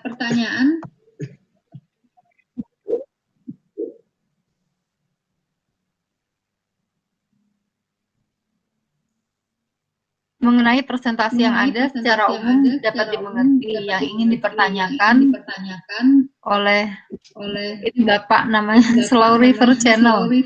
Prediksi yang sebelumnya Bitcoin jatuh pada bulan Mei, Juni, Juli, Agustus. Tapi bisa kita saksikan tidak ada yang tepat. Apakah model ini bisa dipercaya dan bisa dipakai?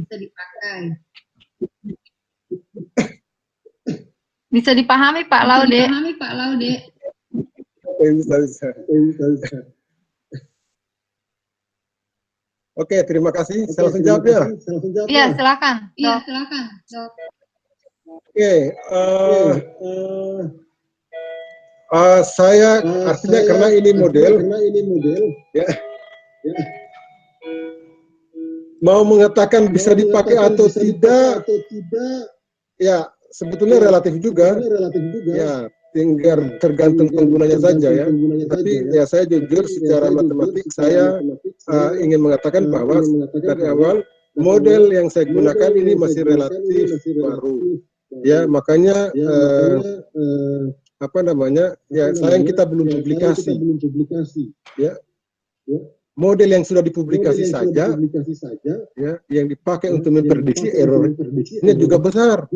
Ya, apalagi ini kita belum tahu. Ya. Kalau ini error apa namanya, biasalah ya. Kalau misalnya ini nanti tidak tidak sesuai, itu bukan masalah. Karena hakikat dari pemodelan ini adalah untuk membantu memberikan informasi kemungkinan yang akan terjadi. Bukan berarti begitu dia berbeda itu dia salah, bukan. Tapi karena itu ada kemungkinan saat itu dia menyampaikan kemungkinan yang itu. Padahal ada kemungkinan yang sebenarnya yang lain yang sebetulnya terpenuhi itu. Karena sebetulnya karena banyak kemungkinan itu terlanjur dipublikasi kemungkinan yang awal. Ya, dikatakan bahwa salah ada punya prediksi. Ya, biasalah seperti itu ya. Ya padahal kalau dia gunakan kemungkinan yang lain, kemungkinan yang lain itu yang memenuhi hari ini. Ya, memenuhi hari ini. Ya, biasanya kalau dia dari awal ya sampai akhir dia sama, ya itu juga relatif. Ya. Seperti data yang saya buat, model yang saya buat, ada negara yang saya uji coba sampai tanggal 8 Juli masih konsisten terhadap kurva model. Dan begitu di atas 8 Juli, ya tren 8 Juli, tren model di atas 8 Juli, waduh ada masalah. Bukan berarti itu ini, tapi kan karena saya mengikut tren itu. Tapi kalau saya rubah lagi dia punya variabel, saya dapat lagi tren itu. Pasti dapat lagi tren itu. Kemungkinan tren itu ada. Ya, pasti dapat lagi tren itu. Ya. Seperti itu. Cuma karena terlanjur, kayak misalnya saya sampaikan hari ini adalah tren yang itu, tren yang ini, ya bisa jadi karena saya tidak tampilkan yang kemungkinan yang lain, dia mengikuti kemungkinan yang lain. Ya. Tapi paling tidak kita, jadi makanya bukan benar salah sebetulnya dalam pemodelan ini. Saya kira teman-teman yang lain juga sepakat bahwa bukan persoalan benar salah. Ya. Bukan persoalan benar salah dalam pemodelan seperti ini, tapi ini menjadi dasar kita ya, untuk menyikapi apa yang akan terjadi ke depannya. Ya, apa yang akan terjadi ke depannya. Kemungkinan-kemungkinan itu kan menjadi penting. Ya. Jangan sampai kita tidak mendapatkan gambaran apa yang akan terjadi, kemungkinan yang akan terjadi ke depannya. Ya. Ya, sehingga ya kita mengabaikan hal-hal yang memberikan resiko. Ya. Ya, karena kita tidak dapat informasinya. Jadi ketika ada informasi-informasi yang membantu kita untuk mengarahkan, sehingga kita mendapatkan informasi tentang apa yang akan terjadi ke depannya, paling tidak meskipun dia kurang tepat pada akhirnya, dia telah membantu kita untuk mengarahkan, untuk menjaga diri, ya, atau untuk berhati-hati jika kemungkinan itu berbahaya. Sedangkan kemungkinan tidak berbahaya, memang kita harus berhati-hati. Itu. Ya, jadi mungkin begitu yang saya tahu saya namanya model seperti itu ya. Saya kira teman-teman juga nonton di media. Bagaimana dari media ya, ketika tim statistik prediksi COVID yang dari Istana Negara yang masuk ke istana itu memprediksi, kemudian dari kelompok ITB juga memprediksi berbeda dengan yang dari Gajah Mada. Ya. Ya. Karena ya pada dasarnya itu. Ya. Dan disitulah feeling pemodel ya, pemodel ya. Ketika memutuskan mau mengambil tren yang mana. Kayak saya sekarang ini Indonesia saya ambil dua tren itu. Ya, dua tren itu. Waktu awal kali pertama kali saya mencoba memodelkan Indonesia, itu saya memodelkan sampai di atas 80.000. Ya. Teman-teman di media mengatakan, wah terlalu jauh sekali. Ya, bahkan ada yang memposting balik ke saya, wah tidak, ini dari teman-teman di grup yang di media itu mengatakan, wah ini ada prediksi hanya 40.000 katanya.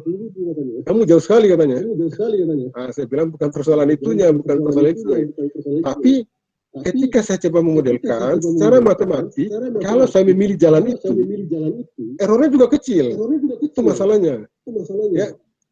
Ya. Cuman karena saya tidak mencoba koefisien yang lain, sehingga saya mendapatkan koefisien yang sama seperti model lainnya.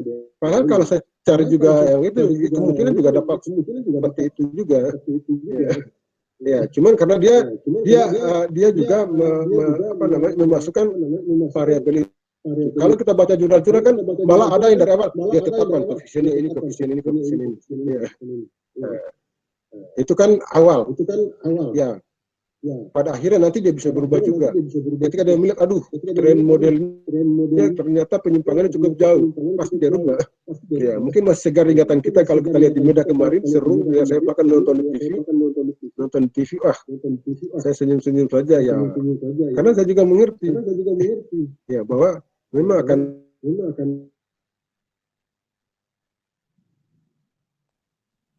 ini mengatakan bahwa pasti akan terjadi seperti ini. Ya, saya memprediksi rentang-rentang.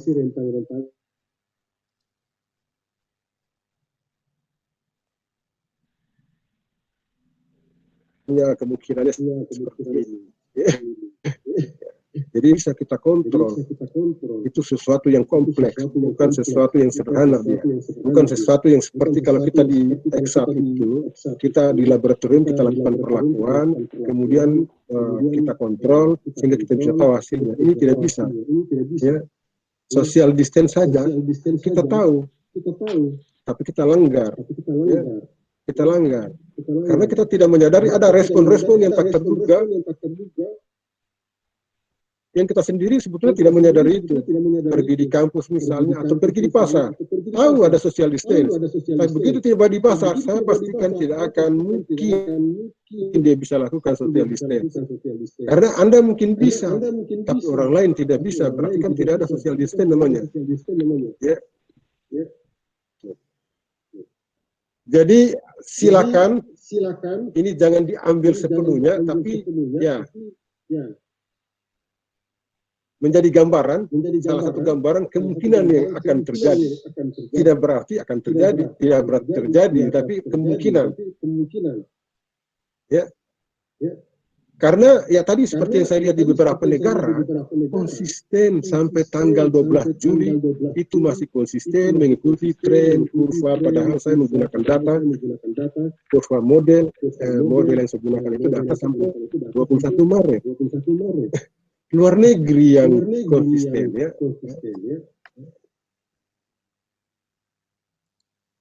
Ketika tidak konsisten, nah itu menjadi bahan renungan lagi. Sebetulnya kalau dari aspek sosial,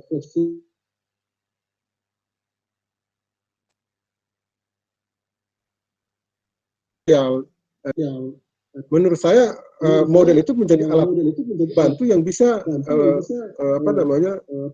ya kalau di zaman dulu itu kan statistik itu dipakai sebagai alat penguasa, ya alat pemerintah. Jadi pemerintah punya senjata itu statistik dulu.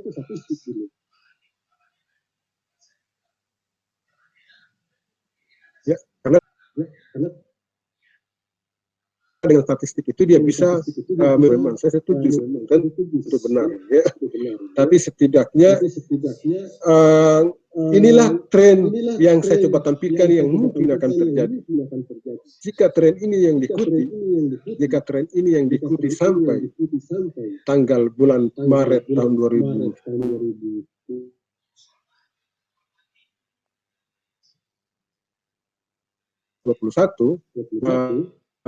saya dari awal di sini itu agak lama Indonesia. Kenapa saya katakan lama? Karena alat kita di Indonesia waktu awalnya kalau tidak salah cuma satu ya. Itu kabarnya saya dapat cuma satu, hanya ada di Jakarta.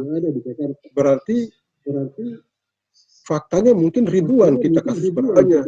Ya, makanya terbukti awal kita kan 200, 300. Ya, lama-kelamaan sekarang udah meledak karena katanya alatnya sudah banyak juga Indonesia.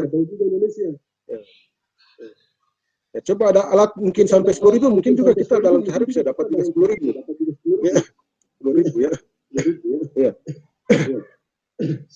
Makanya untuk daerah-daerah yang kecil, untuk daerah-daerah kayak misalnya di Sulawesi Tenggara yang masih relatif tidak terlalu banyak penduduknya, ya, masih tidak terlalu banyak penduduknya, itu berbeda dengan daerah-daerah yang di Jakarta yang sangat penduduknya interaksinya sangat tinggi, ya interaksinya sangat tinggi, sehingga peluang untuk terjadinya infeksi itu pasti jauh lebih besar secara tertib jauh lebih besar di kota besar yang penduduknya besar banyak padat begitu dibanding daerah-daerah yang kecil.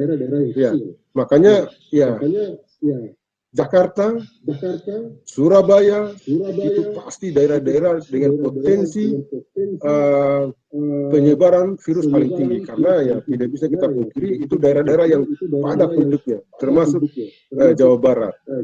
Ya. Kalau Sulawesi, Makassar itu daerah-daerah yang sangat padat penduduknya. Ya makanya di Sulawesi ini Makassar memang salah satu juga daerah yang banyak kena virus corona.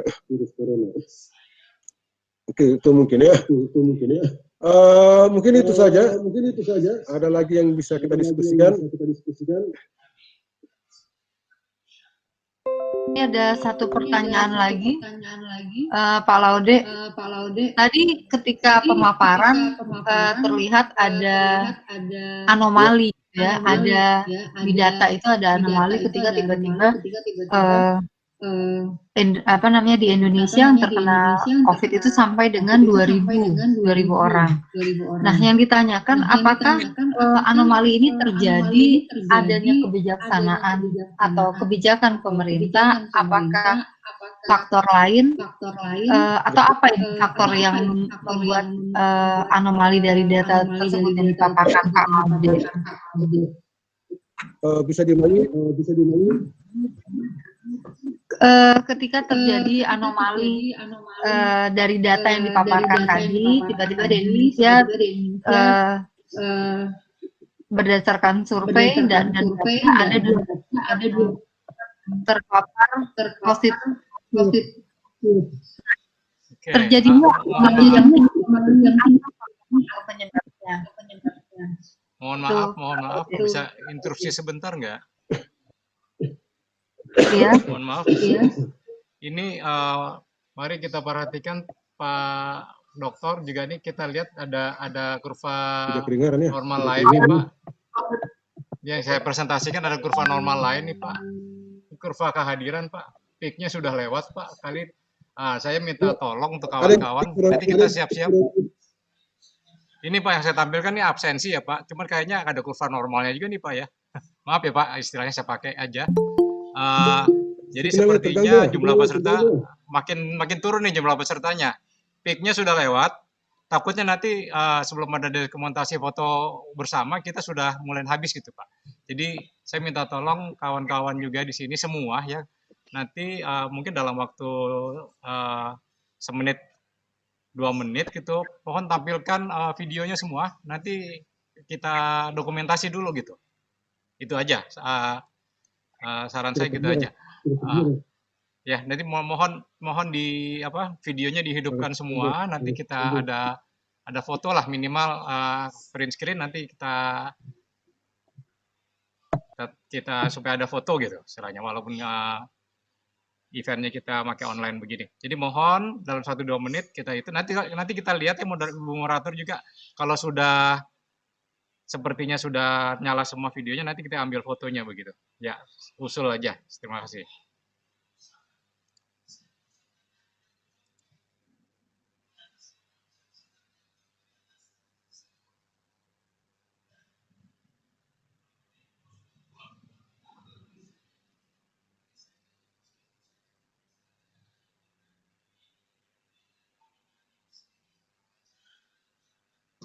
Oke, silakan dilihat sudah semua belum?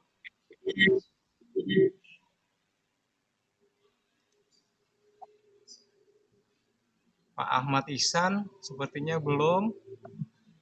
Bunda Rita, mana Bunda Rita?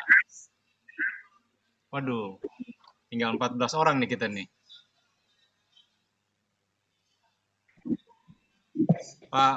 Pak Dokter, kayaknya lightingnya kurang Pak.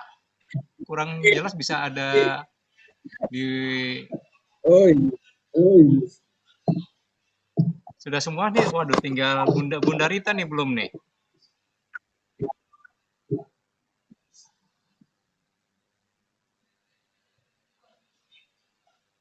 Bunda Rita, kita tunggu. Mungkin sedang memakai hijab ya. Asik. Pak Dokter, tolong cari yang lightingnya. Lampunya di depan Bapak, Pak. Coba Bapak putar balik mungkin kalau bisa lampunya di depan Bapak, jadi bisa lebih terang. Bunda Rita mana nih? Sudah agak lumayan, masih belum.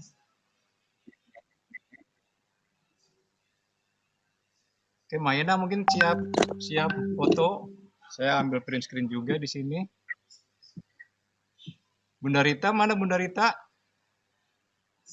Coba wajahnya dong.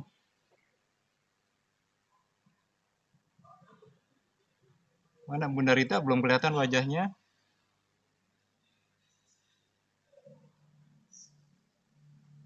Ya, nggak kelihatan lagi nih. Udah saya ambil dulu sebentar ya. Dilanjut aja, dilanjut. Oke, udah dulu deh. Insya Allah udah saya ambil dulu sementara. Oke, silakan lanjutkan dulu. Nanti kita ambil momen lagi.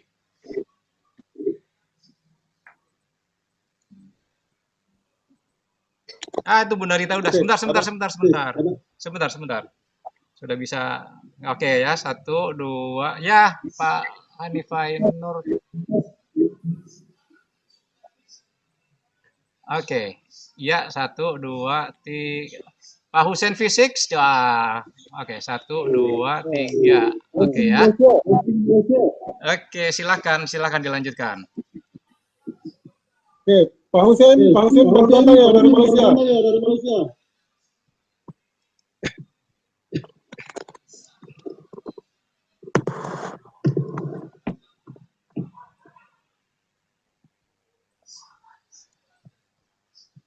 Masih di-unmute Pak Osen.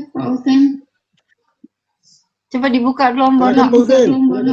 Om Bono dibuka dulu Pak Osen. Saya curiga masih banyak sebenarnya orang yang kena COVID tapi orang tidak mau ini mengaku. Seperti saya lihat di rumah sakit ini. Saya lihat banyak sekali gejala-gejala COVID, tapi mereka tidak mau semacam mau mengaku gitu. Jadi ada istilah di sini namanya viral fever. Istilahkan viral fever. Sebenarnya itu COVID kalau saya pikir. Saya kan menemani 3 orang dokter di sini. Tiga orang dokter. Jadi dokternya itu dia paham. Oh ini adalah gejala apa namanya itu? COVID. Tapi mereka tidak mau semacam tidak mau lanjut ini tes gitu. Jadi di Malaysia ini sudah muncul kembali COVID-19. Jadi sekarang diperiksa, polisi sangat ketat menjaga. Jadi prediksi ini masih bisa bergerak itu datanya. Masih bergerak. Sebab itu pokoknya Malaysia ini sudah muncul kembali COVID-nya. Seperti sedia kala, seperti semula. Jadi memang harus diprediksi terus lagi dan lagi supaya kita waspada terus. Oke Pak Saf, saya kira saya mau balik. Oke, makasih Pak Hussein.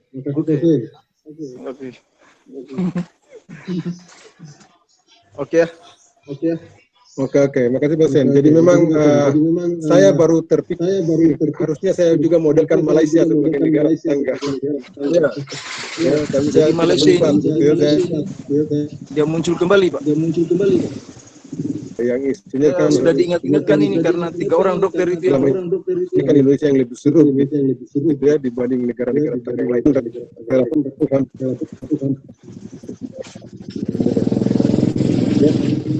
Iya, memang harusnya juga kita modelkan Malaysia ya.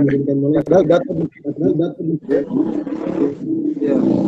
di sini dimodelkan ya setiap hari gitu ya. Ya, update setiap hari. Jadi kalau teman-teman juga mau coba, silakan di-download datanya di CDC. Klik saja CDC Eropa itu keluar di situ ambil gratis. Jadi ngambil datanya itu bisa dalam bentuk Excel. Ya mungkin saran saya ambil langsung pakai Excel saja. Karena gampang lagi kita langsung kerja lagi ya, ambil real time terus jadi update otomatis gitu. Ya, saya tidak tahu betul sebetulnya kalau Malaysia seperti apa kurvanya. Ya, karena sampai hari ini pun tidak pernah saya memplot Malaysia. Thailand, Vietnam tidak pernah. Ya, saya hanya plot Indonesia, Amerika, Jerman, Rusia, Perancis, itu pun selalu diawali dengan ini. Amerika saya plot karena teman Bu Melvi ya dia lagi S3 di California kalau saya tidak salah di California. Ya dia perlu informasi seperti itu. Kemudian ada juga teman yang minta diplotkan informasi tentang Austria, ya saya jadi plot. Jadi selalu ada kecenderungan karena ada permintaan teman-teman gitu ya. Ada yang minta Austria, Australia, akhirnya ada. Ya memang karena dasarnya kali saja sebetulnya kita ini ya pribadi yang tertarik pada tren-tren kurva model gitu ya. Jadi karena kita tertarik dengan pola ya, karena tertarik dengan pola maka kita coba merekonstruksi matematikanya. Ya, saya kira teman-teman di fisika ya di matematik kalau gemar terhadap pola pasti mencoba untuk balik berpikir matematikanya seperti apa. Ya. Matematikanya seperti apa. Jadi orang bilang kalau dulu orang matematikanya ya kemudian dimaknai fisikanya seperti apa. Ya, sekarang mungkin kita bisa maknai fisikanya tapi kemudian kita balik matematikanya. Apalagi matematika ini penting. Kalau matematiknya sudah didapat di zaman hari ini dengan model dengan matematika yang sudah diformulasikan dengan baik, cepat dia, karena sekarang kan serba komputer, ya bisa dihitung dengan cepat. Ya, kalau dulu enggak. Ya, kalau dulu enggak.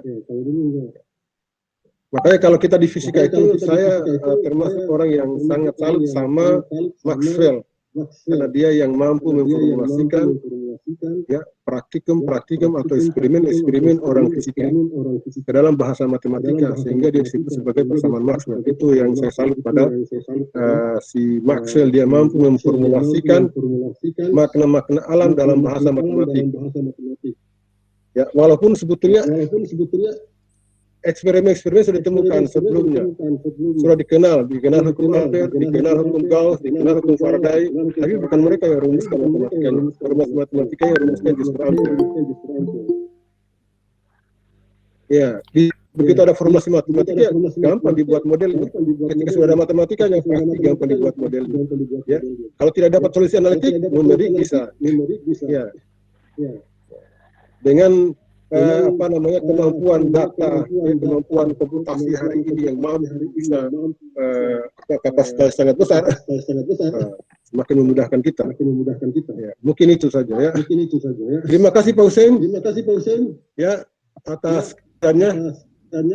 Ya, jauh-jauh dari Malaysia. Ya. Bu moderator boleh tanya, Bu? Ya, silakan langsung aja, Pak Erik. Ya, terima kasih. Luar biasa nih Pak Dr. Safiuddin.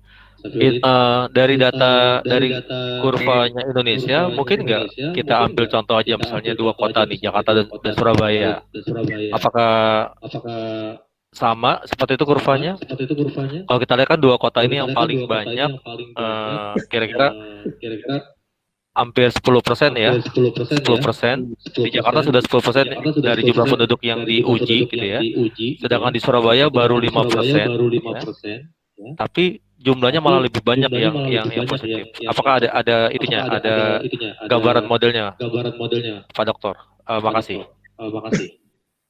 Oh, gambaran model untuk untuk Jakarta sama Surabaya ya, maksudnya. Kalau ya saya sebetulnya kalau untuk Jakarta dan Surabaya saya terkendala di data, mengambil data itu yang sulit. Saya lebih nyaman mengambil data di CDC Eropa karena ya saya pengalaman saya jangan terlalu jauh-jauh di Sulawesi Tenggara ini, di Kendari, Sulawesi Tenggara. Ketika saya mau presentasi seperti ini, bukan presentasi seperti ini, malah saya diundang live. Saya mau presentasi, memodelkan kurva COVID di Sulawesi Tenggara. Saya stres karena saya kesulitan dapat data. Kesulitan dapat datanya karena yang ada data adalah data yang diumumkan per hari. Ya, saya nggak pernah catat itu. Saya ingin dapat data langsung akumulatif, semua disajikan, saya tinggal download, tapi tidak ada seperti itu. Ya. Kalau saya mungkin atau apa tidak tahu, akhirnya saya dapat datanya apa dari segala macam media. Saya buka satu persatu, input manual, input manual, kayak seperti saya mencari kutu gitu ya. Kayak saya mencari kutu. Ya. Jadi lebih berat, lebih berat saya dapat data daerah di daerah kita, ketimbang saya dapat data seluruh dunia. Padahal di seluruh dunia hitungan detik kita sudah tidak dapat seluruh dunia. Ya. Hitungan detik dia dapat seluruh dunia. Ini tidak dapat di daerah kita sendiri, itu hitungan hari. Aneh juga kan?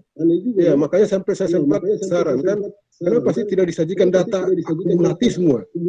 Ya, jangan terlalu jauh-jauh. Pemerintah kita saja kan tidak ada data situ seperti itu. Saya tidak tahu di mana dapat datanya itu Indonesia. Ya. Saya dapat data Indonesia itu pun hanya dari CDC. Kalau saya dapat Indonesia, kecuali saya ikut satu persatu. Saya harus nonton, dapat, catat lagi satu persatu. Nah, mungkin disiapkan, tapi tidak ada satu yang saya dapat yang langsung klop semua begitu. Update satu persatu, tidak perlu lagi. Saya tinggal link, saya dapat setiap detik gitu ya. Kan bagus sekali, apalagi kalau misalnya ada data yang bisa saya link, ya, saya bisa link langsung dengan Excel begitu. Saya buat link dengan Excel, kemudian Excel tinggal tambah program tersendiri untuk dia tetap membaca, kan enak. Ya, setiap hari berubah dia data, berubah juga di laptop saya, kan itu yang saya inginkan. Nah, di CDC kan Eropa enak kita. Nah, jadi ya saya sampai teman juga di Kalimantan malah minta begitu juga, ya ada di beberapa daerah juga minta begitu, bisa tolong ini, saya bilang aduh itu masalahnya itu. Ya sebetulnya kalau Anda punya data kirim ke saya bilang. Nah, kalau Anda punya data ya, kirim ke saya coba begitu ya. Saya coba membuat kurva modelnya kalau ada datanya. Ya, kan biar saya juga tidak terlalu sibuk lagi mencari data gitu ya. Tapi antara Surabaya Jakarta, ya, ini kan menarik juga sebetulnya.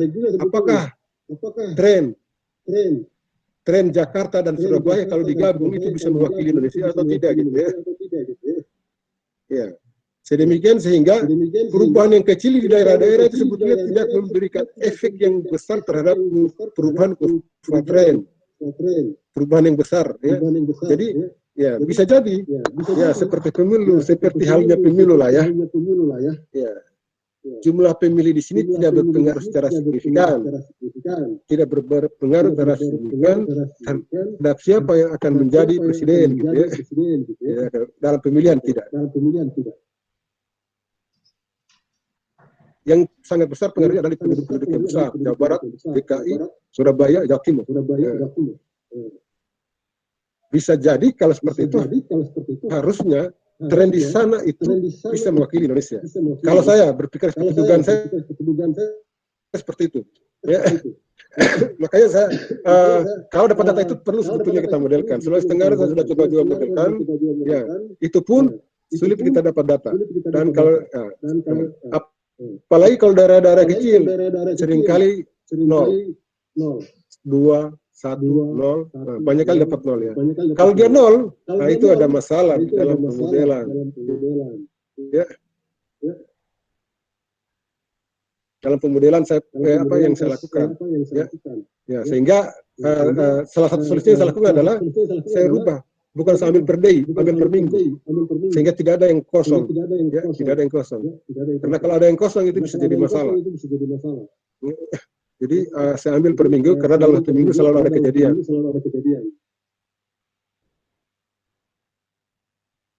Ya, karena ada kejadian, ya, sehingga karena kalau dia 0, apa namanya? Kalau di nol, saya kira teman-teman yang kemudian pasti tahu maksudnya. Ya. Data denal, jadi ada masalah di situ. Ya. Sehingga salah satu caranya adalah saya tidak nolkan dengan cara memilih per day. Kan secara rata-rata saya ambil per minggu, sama aja saya ambil per hari sebetulnya. Apalagi Indonesia ini kan agak lambat perkembangannya. Ya, lambat itu bukan berarti tidak banyak kasus, tapi karena kita punya alat cuma sedikit. Ya. Makanya pernah saya bilang, andai kan alat kita ada sekitar 5.000 atau 7.000, mungkin kita akan identifikasi juga 7.000 dalam sehari. Ya, cuma karena alat kita juga sedikit, ya dulu awal-awalnya isunya yang saya dapat cuma ada di Jakarta katanya ya. Kemarin di Jakarta, ya jadi mungkin wajar saja. Yang dari sini dikirim dulu di sana, baru dapat kabarnya. Sehingga banyak kasus di Indonesia ini, ya belum dapat kabarnya positif atau negatif, meninggal dia. Begitu meninggal baru ditahu dia negatif. Atau sebaliknya, nanti sudah meninggal baru ditahu positif. Karena itu dia juga reaktif karantina. Ya, di karantina lah dia. Begitu di karantina, di swab, kan di swab dia. Swabnya dikirim dulu, dikirim ke Jakarta. Tunggu. Ya, karena dia menunggu.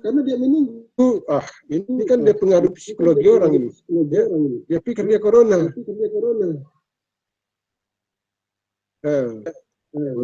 Mempengaruhi dia punya jiwa gitu ya. Ya, begitu. Dia meninggal, baru dapat kabar. Ya. Jadi setelah dia meninggal baru dapat. Sebagai contoh kasus ini keluarga itu dia karena dia itu adalah pengelola haji, pengelola haji. Jadi dia dari mungkin ke sana ke Mekah gitu. Pas pulang dia di karantina, diduga itu COVID. Masuklah di karantina dia. kirim hasil dikirim swabnya ke Jakarta. Menunggu hasil swab, ya, belum dapat hasil swab, dia sudah meninggal. Ya,